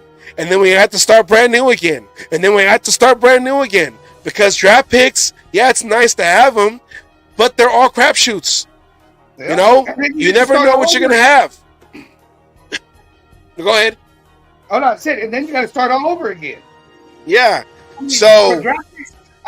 Yes, you find your generational players. You find a Max Crosby, who nobody had their eyes on in the fucking 4th round. You get lucky with, we'll go Commanders with the Jaden Daniels. It looks like that was a smart move. Texans, CJ Stroud. But then there's also, you got players like, Ryan Lee, fucking Russell Wilson, not Russell Wilson, god damn it. Jamarcus Russell. Thank you, that's the one. See, I try to forget him. Like that. They were great in college, but when it comes to the NFL, it's a crapshoot. And then you're going to build a team. All you're doing is building a team of mediocrity. We're trying to build a winning team here, and it starts with keeping star players. You start trading them away, then you're just going to be the fucking, the gutter of the NFL, and there's already teams that have been there forever. Let them stay there. Let's actually move up and go back to where we used to be, in the 70s and 80s and, 90s and shit. Well, I mean, the main thing is you trade everybody away. Now where's the veteran presence? You traded them away. How are these players going to learn? I don't know. You traded them away. So that's basically right there. That is way emotional damage. That means you need to go see a specialist, because we can't help you on that one right there. Next one, by the way it looks, we should just tank for a high draft pick. Everyone's talking about, we have 2 backup quarterbacks who are pretending to be starters in Gardner Minshew and Aiden O'Connell. So why don't we just throw this whole season away and guarantee ourselves a top 5, top 4, top 3 pick, so we can get one of these quarterbacks coming out. Sanders, what's his name? Sanders' son. Shador, however you say it, I don't know. Shador, these guys coming out, that's what they keep pointing to right now is Shador Sanders. But let's just tank right now at 2 and 3. In week 6, going into week 6, let's just tank and get a high draft pick, a guaranteed high draft pick. Because look what we missed out. We missed out on Jaden Daniels. We could maybe a Caleb Williams. I don't know. We probably could have had the offensive coordinator that left us and went to the Kingsbury, who went to the Washington Commanders because they had the number 2 pick for Jaden Daniels. That could have been us, but we were number 13. So, and we told them that we weren't going to move up. I mean, this is just this is more emotional damage. This goes back to, this one's easy. Why are you going to fucking tank right now? Really, you have a chance. You go on go on a 4-game winning streak right here. What's that change? You know, it changes a whole lot. Again, you're going to fucking tank before you find out what you have in Aiden O'Connell? We still don't know what we have because he hasn't been able to beat. We're finally getting him in there with enough time. He's going to knock some rust off. You know, he started playing well at the end of last season. Now he has a chance to, you know, go in there and improve it. If it's not what we have and he's a viable backup, then you do what you got to do. It's going to go. But yet again, we're talking about the draft. It's a fucking 50-50. Just because, you know, his dad played well in the fucking NFL as a cornerback, not a quarterback, doesn't mean Sanders is going to come out and be able to do it at the NFL fucking level. Not to mention, he reminds me too much of Caleb Williams. He's too full of his fucking self. And how's that going to fucking work? You know, you're going to bring in drama. You're going to bring in this. You're going to bring in somebody who might not listen to your veterans. You're going to Caleb Williams had one good game so far. But this motherfucker was trying to come into the fucking NFL, never played a snap, and says, I want a piece of the team. You tell him, Asylum. I mean, this is just fucking high travesty. This is people fucking talking out their assholes because they're just full of emotion and just, you know, oh my God, we suck again. Let's just go ahead and fucking tank so we get a high draft pick. That worked out so well with us when we had the number 1 pick and we drafted Jamarcus fucking Russell. And not Megatron. You know, I'm sorry. Take this year out of it because Telesco did a good job with drafting fucking Brock Bowers. How well have we done with first-round draft picks over 20 fucking years? The last good one was Awesome One 2003. Decent one. I mean, Josh Jacobs. He was like the second. He was the second first-round pick of that year. But I'm gonna say Awesome One 2003. You could go Colton Miller, which nobody wanted at first. Develop. I know he's struggling this year, but he had that injury and shit. Maybe that injury is affecting a lot of shit. But that's what I'm trying to say. We got too many years of high first-round draft picks that we busted on. Telesco is trying to change that culture, and he's done a hell of a job so far with Brock Bowers. Great fucking pick. I know a lot of people are eating crow as of right now in the season who turned around and said we wasted it. It was bullshit. We should never have drafted him. Why did we do this? Well, go ahead. I was going to say, yeah, okay, we got Brock Bowers and we could have got whoever, whatever. But wouldn't you rather have a team that's built right now for that whoever quarterback that comes in than trying to have a quarterback come in and then trying to bring pieces in for him? Wouldn't you rather have that team set and it's all we're missing as a quarterback? Okay, well, we got the offense set because we got the offensive line set. We have weapons, whether if Adams is here or not. We have Jacoby Myers. We have Trey Tucker. We have DJ Turner. Your wideouts. You have Brock Bowers breaking through. So yeah, I'd rather be my last piece of quarterback than have a quarterback and then try to put stuff around him like Derek Carr, where we were trying to put stuff around him and it just, it just didn't work out for those 9 years he was here. So, but no, not tanking. You don't tank because in football it's hard. You can't tank. You can't tank. I'll go this far. Can anybody, because I can't do this, and I'm not saying I know it, can anybody tell me 1 year the Raiders tanked on purpose to get a draft pick? They don't do it on purpose. It comes naturally. Okay, that's different. Art Shell 20 on purpose. Art Shell 2006 2-14. Okay, and then that's a whole different reason. But you don't take it on purpose. It only has worked out for fucking one team, and that was fucking Indianapolis. Suck for luck. Suck for luck. What is our motto? Cheating is encouraged. No, not that one. That's our rule. What's our motto? Just win, baby. No just tank, baby. Last one. AP has lost the team after a 2-3 start and 2 bad losses. That is the Panthers and the Broncos. He has lost the team because Michael Mayer, he's just on a personal leave. Don't know when, don't know why. Don't know when he's coming back, don't know why he's gone. There's been a little bit more to know about Michael. I'm trying to give you a naysayer, okay? I need you to feel the full force of the emotional damage. AP lost his team, okay? AP doesn't know what he's doing. AP does not know how to control the team. He has bad decisions. He doesn't go aggressive when he needs to. He went and punted the ball on that 4th and 2. We were, and Max Crosby wasn't on the sideline, like we said. Devontae Adams, he doesn't want to be there no more. Michael Mayer has disappeared. Talk about ghost to the post. He's not wearing. Well, he is wearing Dave Casper's number. He disappeared. He's so AP lost the team. Emotional damage, or what the hell are you talking about? Oh, that's the same thing, huh? So,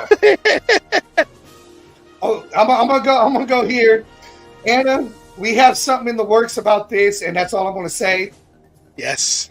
So we're going to leave it at that with that one. And just tune in because it's going to be epic. That's all I have to say. Now, to your statement on this, I mean... Marvin Lewis should be head coach, and it should just be downgraded to defensive coordinator, okay? This is... The last one when I turned around and said, can I just call this straight retardation? This is even beyond that. Okay? This is idiocracy times 4. We got to take you to the blue tent concussion protocol. CTE's not real. This is CTE right here. I'm telling you, Jesus Christ, 2-3. You're talking about a legitimate rookie head coach. This is his first year as a legitimate head coach, starting from the beginning. Let's ask a single player in that locker room if he's lost the locker room. I guarantee you're going to get a fucking no.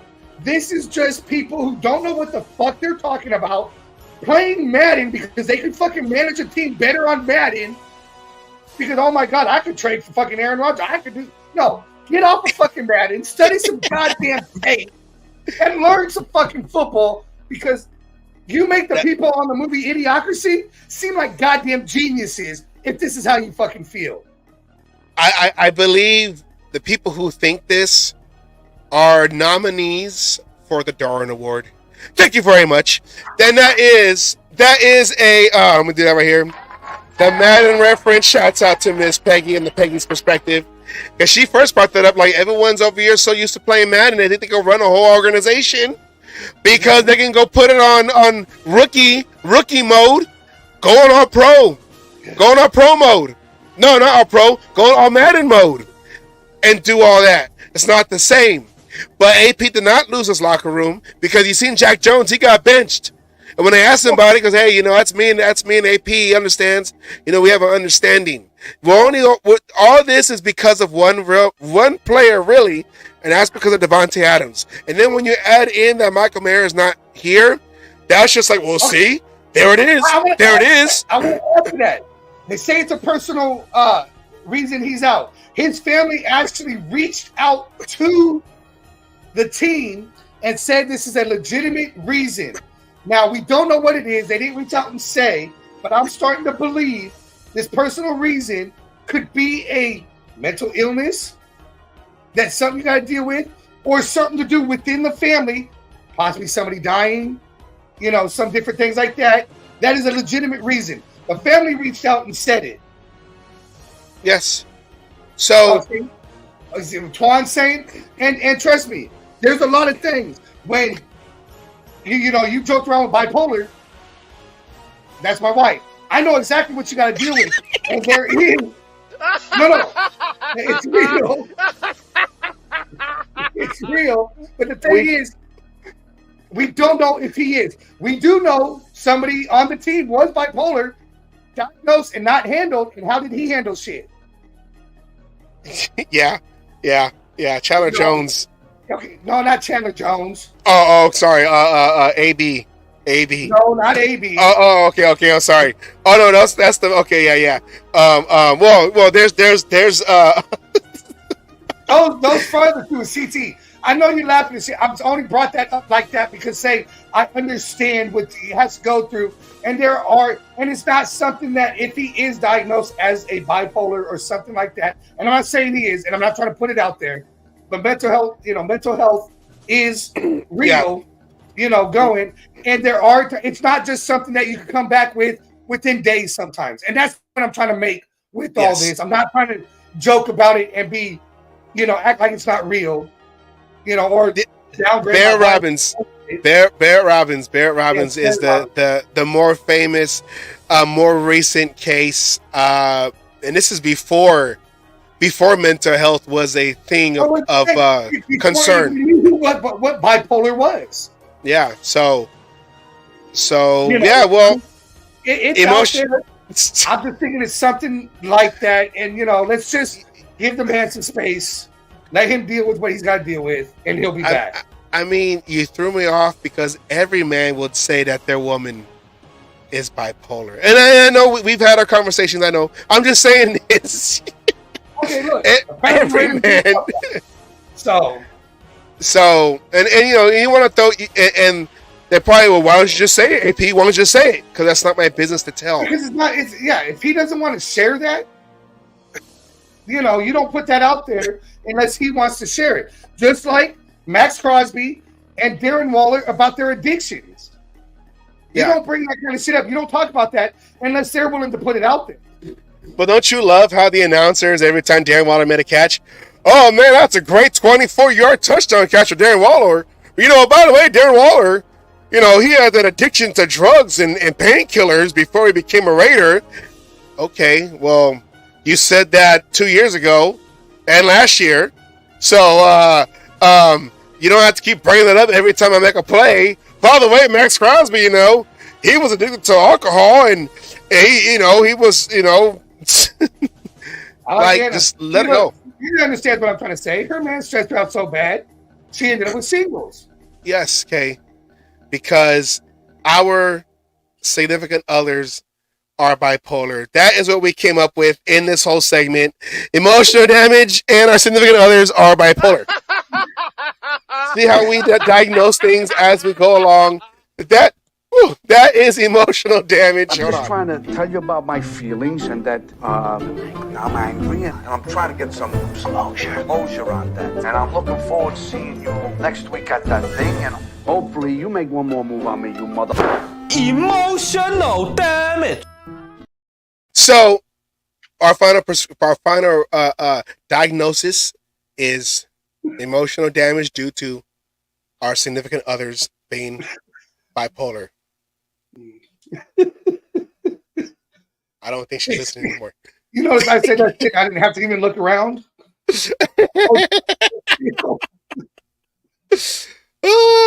Anyways, well, as you said, because you kind of segued it, and I was like, oh yeah. So you said, ask any player if you lost a team if they want to be here. Well, there was news, and if anyone was wondering, what was Max Crosby talking about at the end of the game in his press conference? Well, let's go back to why he was upset about somebody. Go back to the future. I don't have that graphic. That's way long because it's connected to a video. But let's go back to where he got this frustration from a show, and here it is right here. Michael Lombardi's son was the offensive coordinator for the Las Vegas Raiders last year, which is a note that should be mentioned during this entire conversation. Now, Tom Telesco, Antonio Pierce are, in charge of the Raiders. They said in the offseason, though, he was going to be one of the pillars of the Raider way going forward, and Max Crosby was going to be a guy they're going to build around. What do you think happened here in the last 4 weeks? Same contract stuff? Or you think it's just contract stuff? And then on that note... Well, I think Devontae's been very clear, and he's been very private about it. I'm not saying anything that he's done is wrong. I mean, he's been very upfront about what he wants, and he didn't show up to the off-season program for a bunch of other reasons. But I think essentially, nothing says I'm sorry better than money. And unless you're willing to reward the contract, I think it's going to be a problem. I've never seen a guy not go to... Max Crosby didn't go to the game on Sunday with a hamstring. That, to me, bothers me. That tells me there's something going on in that locker room. Now, look, Antonio Pierce has taken over. He was the interim coach. When you're the substitute teacher, it's a lot easier to get the students to listen and behave and do all those things. When you become the full-time teacher, all of a sudden you have to change your personality. So this is a challenging job, and you change because the position requires you to change. You're a head coach, and the players see that change, and they're like, what happened to the dude that was last year? It's a hard thing, Pat, and I think it's a tough situation to be put in. I can't prove this, I don't know, but as Chuck eloquently said before I came on, you can't lie to players, you can't mislead players.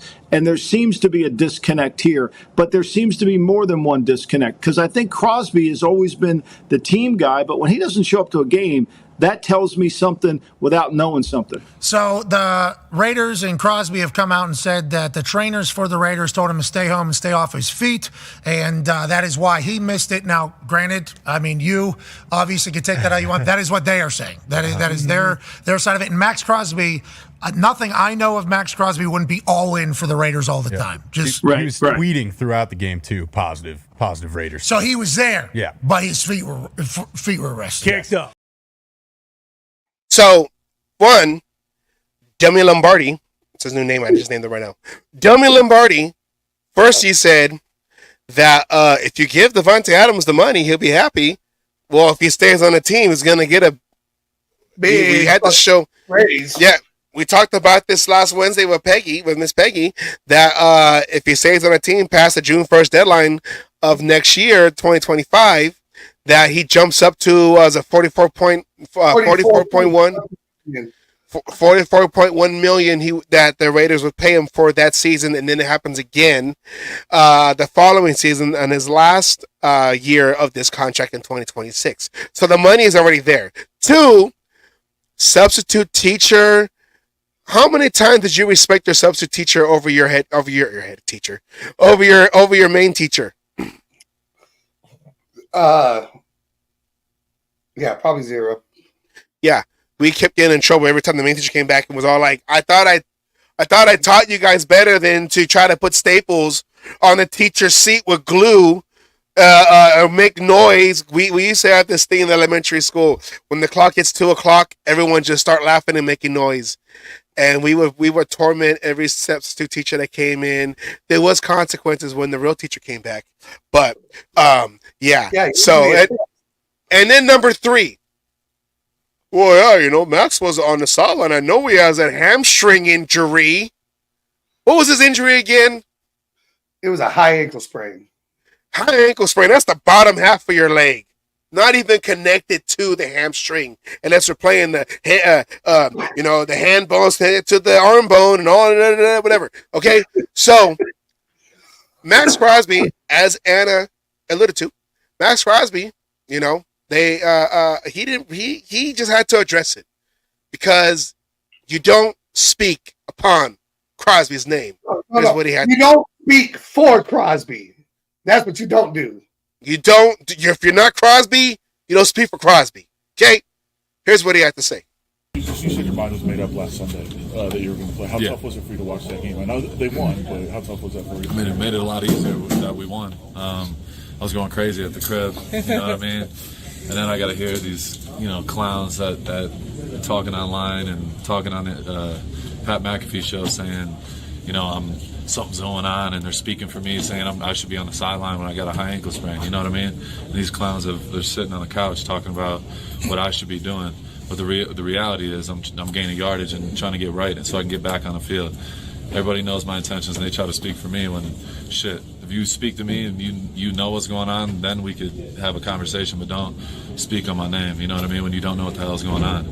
I'm there. These guys know I take a bullet for them, everyone in this locker room. So you got clowns that are online and talking on, they got their one day of the week where they get to go on the Pat McAfee show and talk, talking about what we should do, and you haven't even been a GM.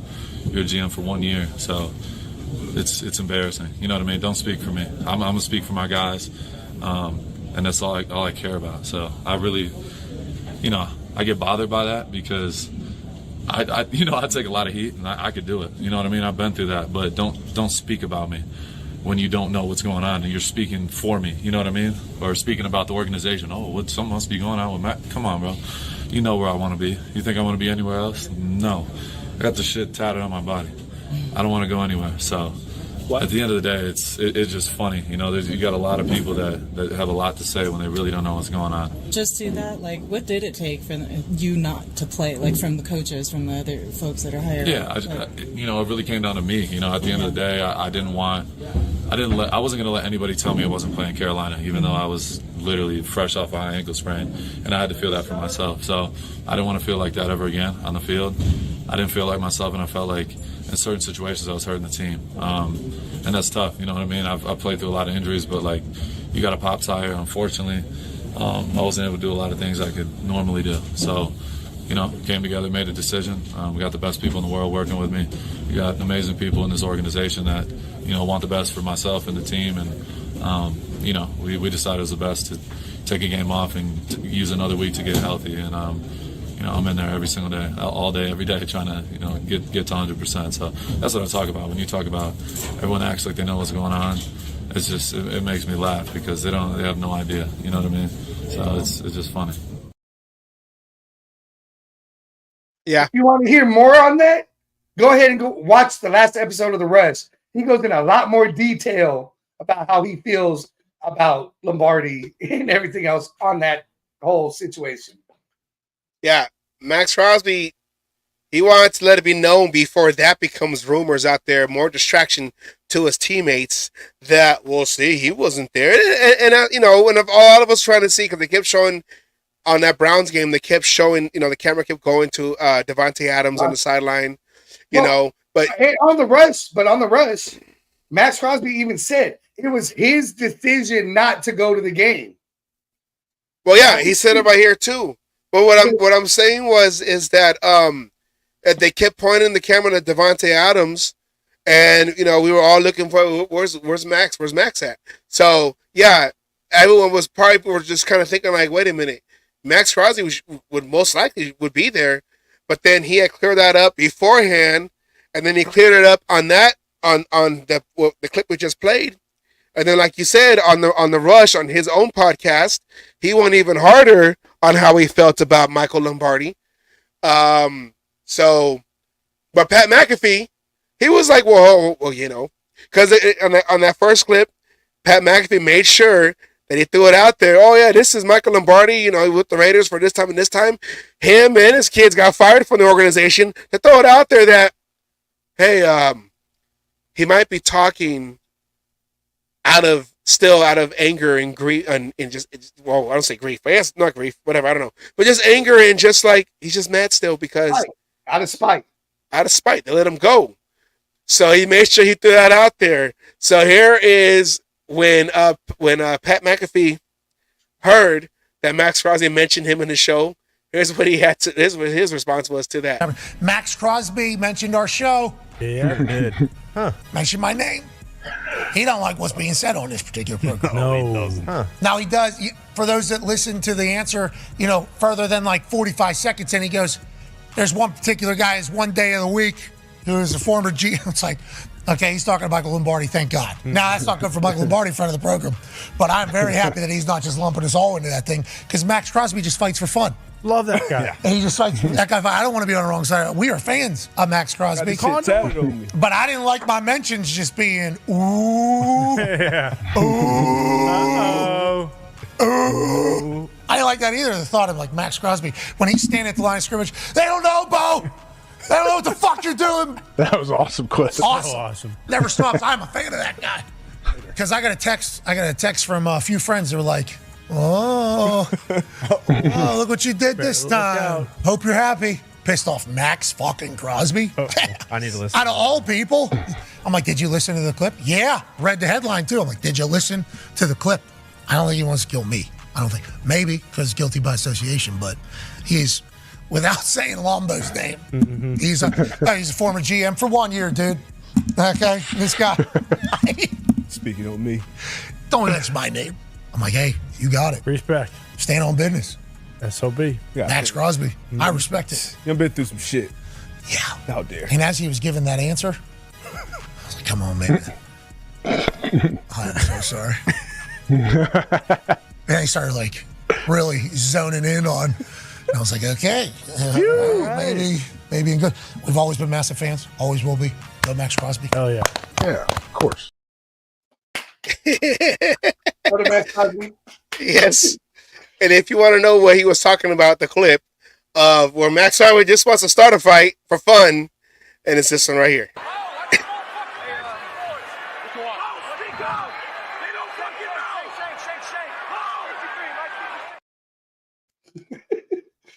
So that's somebody that he was trying to get into Ricky's head. They don't fucking know. Put some bass in your voice.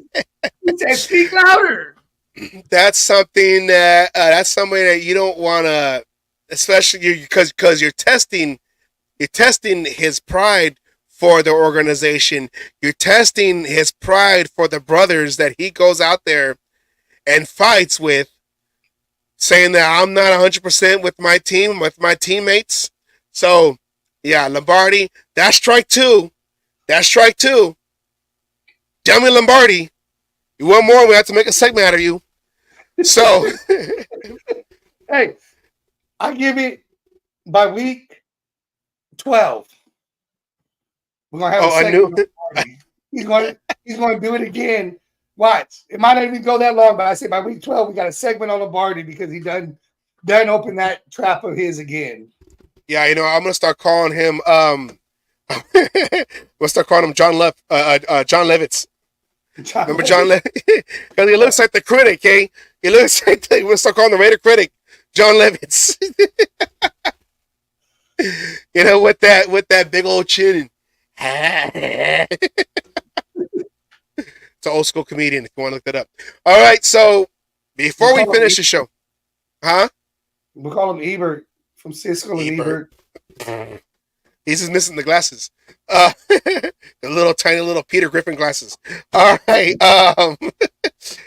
Before we end the show, now usually we do a Know Your History on Fridays, but because yesterday in the Raider organization, it was a special day. Well, it had significance. It was 13 years yesterday since Al Davis had passed, October 8th, 2011. A day before they were going to go out and fly to Houston to play the Texans. So today is the anniversary of that particular game, that game between the Raiders and the Texans in 2011. That one where that final play they only had 10 players on the field. They had 11 spirits, but only 10 players. With them. Yes. So his first and only professional game that he played was that day. And interception, game over. Here is a special Know Your History on that game, October 9th, 2011, 13 years ago. Here we go. Is it me or you? I'm ready. Okay, here we go. And all you Raiders out there need to know your fucking history.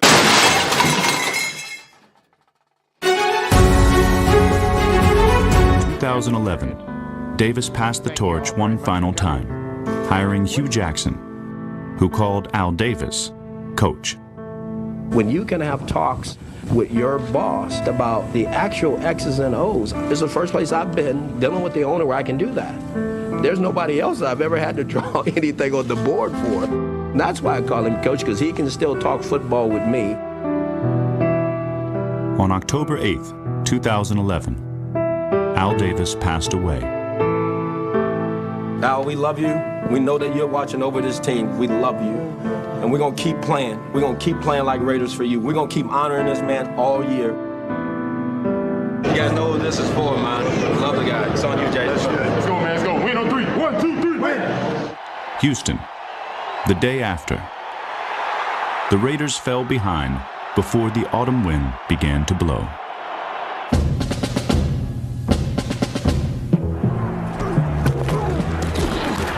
Hugh clearly was, I'm going after this in Al's memory. The direct snap, Cartwright, first down. They fake the punt. I'm not going to play this conservative game and just try to eke out a win. Trust in the players. Players will make plays. Players that were unconventional picks. Catch Haywood Bay, break a tackle, and you're gone. He broke it. Here comes Darius Haywood Bay to make a play and turn into what Al thought he could be. Touchdown, Raiders! I want to finish, baby. You took a kicker. Why would you do that? And here comes the big field goals, long field goals, powerful field goals, the type of kicker that Al envisioned him to be. He has made 3 from 50 yards today. Here we go. To win the game or lose the game. It's all right here. Matt Schaub out of the gun. First and goal. Back. Final play. Time. He can run forward. He pumps. Now he throws. It's intercepted by Michael Huff. The Oakland Raiders have won the game. On the game's final play, the Raiders had only 10 men on the field. If I'm pitching that script, when they read that, they take a pen and go, give me a break. Al was on the field. He was the 11th guy. It's Hollywood.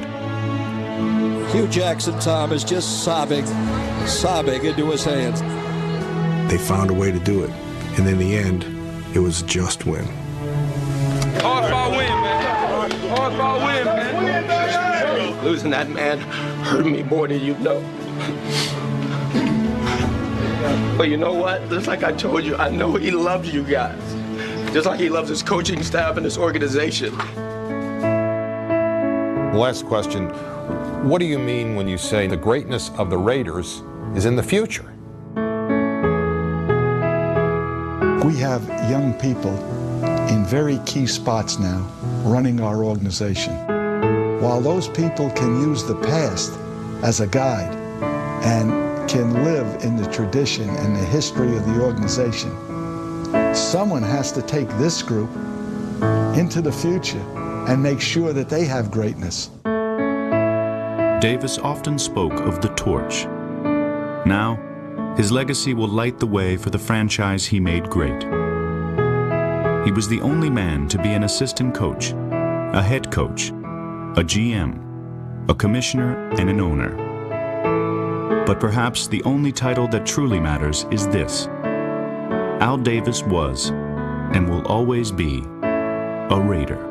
Just win, baby.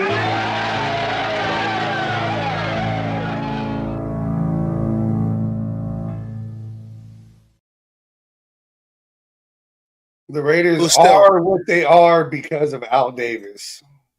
Who still gets emotional after that? Those highlights. I did.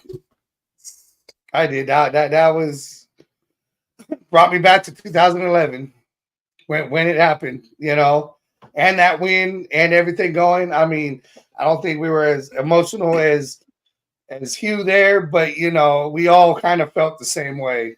We all were. I mean, to the point. You know, I even got, you know, the patch that everyone did, that silhouette of Al Davis. I got that tattooed on me with John Madden and everything, because those are the two pillars of the Raiders. But you know, if it wasn't for Al Davis, the Raiders wouldn't be what they are, good and bad. I'll go both ways with this. They wouldn't be what they are, good and bad. But the Raiders wouldn't be the Raiders if it wasn't for Al Davis to begin with. I mean, like he said at the end, you know, his biggest accomplishment is he is a Raider. Yeah, I remember the day when he passed. I used to work Saturday mornings at my old job that I was there for a long time. And this is when I was working in the warehouse. And, you know, I would bring my phone in. So I had it in the locker. And then I went on break to go, and I went to go check on my phone. And I seen it said it was like ESPN and like another news app I had on a sports app said that Al Davis had passed away. So I was like, oh, and I was just kind of like, and you know, everyone was probably thinking like, well, it's just Al Davis. Like, who is he? Like, he just like, but when you're a Raider fan and you grew up on this team and you really like wanted to know about the history and how they became the Raiders and, you know, everything that had happened in this history during Al Davis's tenure before he passed away, like it's all because of Al Davis. We as Raider fans and for the as the Raider organization, it's like they see us differently. It's like you got the whole NFL and then you have the Raiders. 31 teams, and then there's the Raiders. And let's just say that on that day, that following day, when they went to go play the Texans, it was an early Sunday morning game, you know, and watching all the highlights where every stadium had that moment of silence for Al Davis, and then for them to come back from behind because they were losing in the beginning. They came back from behind, and you seen it was all of Al Davis's crazy picks. Hayward Bay, number 1 draft pick, got that touchdown to start that rally. Janikowski, number 1 draft pick from 2000, from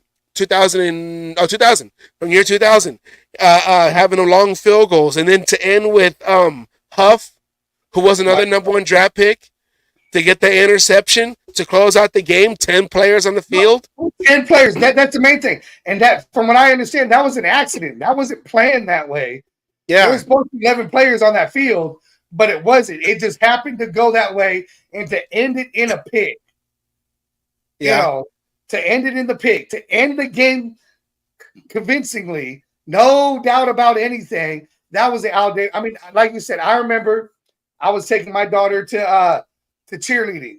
She was in cheerleading at the time. We had a thing in San Jose that we had to go to a competition for her. And I got into the car, happened to be my Camaro at the time, and, you know, didn't make it down my street before, you know, it comes out. That was, you know, that he had passed. And I had remembered for years, my dad said, you know, he wasn't a Raiders fan because of Al Davis. So I made that phone call and said, are you a Raiders fan now? And on that note, you know, he did buy season tickets and did spend the next, 5 years after that going, longer 6. than that. No, that's 2011. They left in 19. They left in 19. Yeah. So 8 years. So eight, yeah. 8 years I got to spend going to the games with my dad because it was tough. It was one of those things, you know, dealing with everybody, hearing everything, and then to come play the game, wondering what was going on, and then have them come win it in the fashion that they did. That was an Al Davis way, right? I mean, you couldn't have ended that game any other way but that way. Yeah. For the man who made the Raiders what they are, the Raiders.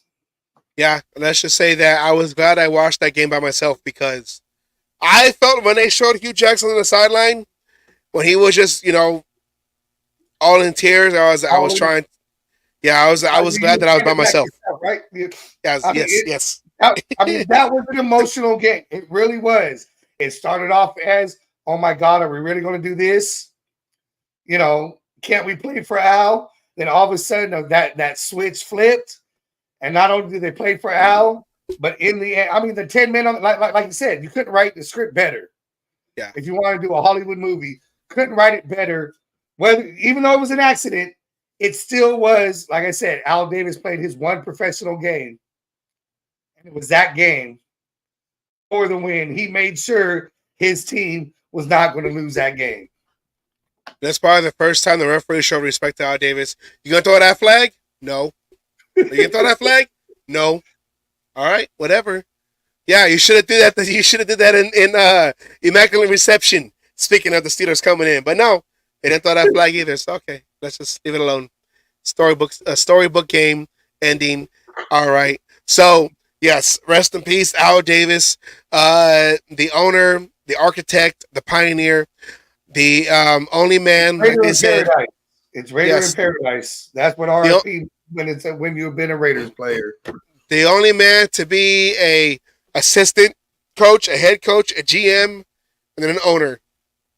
So I remember when Eric Turner died of the stomach cancer.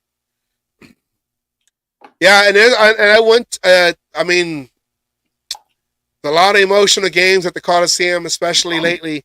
So I remember when Eric Turner died. I think that was in 2000. No, that was in 1999. 99, I think he died. 98, 99. He thought he was just like some, okay, and I remember he wrote that, he had that long old letter. He wrote in the newspaper, in the Daily Review, and that, oh, I'm going to get through this. Don't worry, Raider Nation, thank you for the prayers. He ended up passing away like a week after he wrote that letter. So, 1999. See, 1999. I was just remember trying to look it up. Yeah, and I don't know if I still have that letter, but Eric Turner took out a whole page in the Daily Review, and he wrote a whole letter to the Raider fans saying, "I'm going to be back." 2000, May 28th, 2000. Oh well, his last season was 99. He was diagnosed, and then it was like soon after he passed, so he didn't really get a chance to fight because he had stomach cancer, so he didn't really get a chance to fight.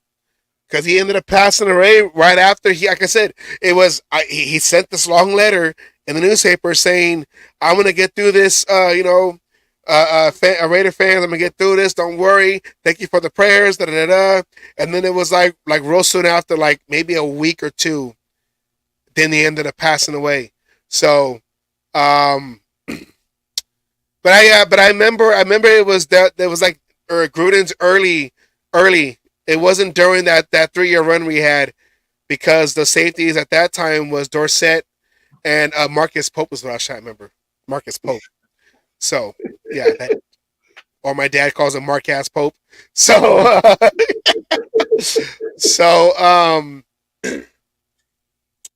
yeah, he was. Jason said he was watching highlights in 1999. And yeah, that's when he was playing number 29, Eric Turner. So yeah, I remember that. He was a hard-hitting free safety. He came from the Browns, and he always wanted to play for the Raiders. And he played I think 2 years. Then he ended up getting diagnosed with the stomach cancer, and he ended up he didn't have a chance to fight it. So rest in peace to Eric Turner. And 42, yes, he was. And he also played for the Ravens. He went from the Browns to the Ravens, then to us. Yeah. He started off at 42. And then he ended with 29. I remember that when he was 42. Yeah, his first year. So he ended with 29. So rest in peace, Eric Turner. Rest in peace, Al Davis, on the 13th anniversary of his passing yesterday, and that game that we just showed that we just played 13 years when that game today. So that is your show. Well, do you have anything else? No, I think I've let most mine out. You got me going with that emotional damage. This is a very emotional show, man. We're just going up and down. That roller coaster that AP talks about, man, that's what this show's about. So we want to thank everyone who came in. I know we started later because, of course, every time we get everything ready and we're good to go, Raiders had to have a new breaking news. Oh, dang, we got to go and hurry up and bring all that material in, because we want to make sure that when we come on the air that we have all the information up to date at the start of the time we go on air. Went a little longer than usual, and it's more so me because we're getting ready to go down to Las Vegas for this Pittsburgh game. So I will be live from Las Vegas when we go back on air on Friday, 4 p.m. Pacific, 6 p.m. Central, 7 p.m. Eastern. And for all those in the Florida area, please stay safe out there. You guys stay safe. And shout out to Captain. He lives in that area. So Captain Jack. Captain's watching family. He's actually in Leavenworth here in Kansas. Okay, good. He's in Kansas with me, but his family, his wife, and everybody else is still in Florida. And yes, I feel bad for him having to watch this shit and hoping. And yes, our prayers go with everybody in Florida. Be safe, be smart, listen to them, get the fuck out of there if you have to. Just come out alive. Yeah. I mean, you can always rebuild the house, but once you lose a life, it's so just, and I don't mean that insensitive, like I know that's belongings, but make sure you take care of yourselves and your family first, because once, let's just be safe. Let's just be safe, basically. I don't want to start saying the wrong things and then I'm meaning right and I say the wrong thing. So, but no, it doesn't matter. I know there's some possessions that we feel are irreplaceable, but in the end, everybody wants you, your family wants you around in your life. That's what's irreplaceable. Yeah. Mementos can always be replaced, and if they can't, you can always make new ones. It's not, it's one of those things. Your life matters more than any other object in this world. Yes. So be safe out there. Take care. I thought I saw something. Be safe out there. Take care. Look out for each other. And I'll be down in Vegas, so I'll be live in Vegas where we do the show. So yes, so we were talking about the Steelers, and then we have that long history with Steelers. So we'll be talking about that. With that said, like I say, I want to thank everybody who came on to the chat line and was patient with us. Starting 40 minutes late. It is what it is. It's YouTube. So until we get paid, no, I'm joking. Nah, Goodell shut us down. And he did it again.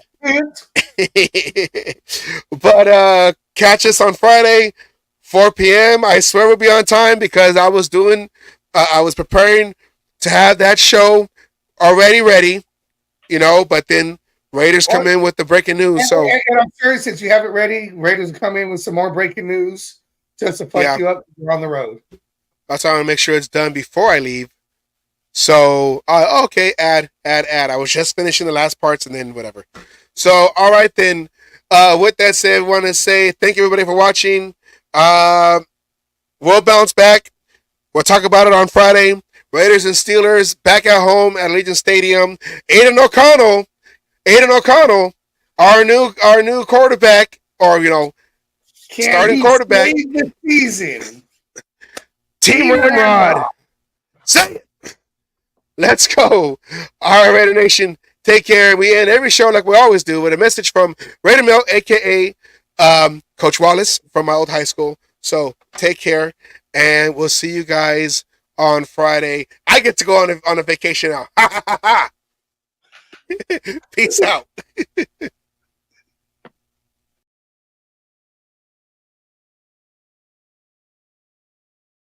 All you other NFL teams, your tailgates are weak. Your teams are weak. We might be down right now, but it doesn't take away the history. And all you Raiders out there need to know your fucking history of who the fuck you playing for and where the fuck you're playing. Damn it. Oh, and by the way, I won my last cage fight again. I'm still undefeated. And you NFL motherfuckers out there that you think you want some, come on and get some anytime.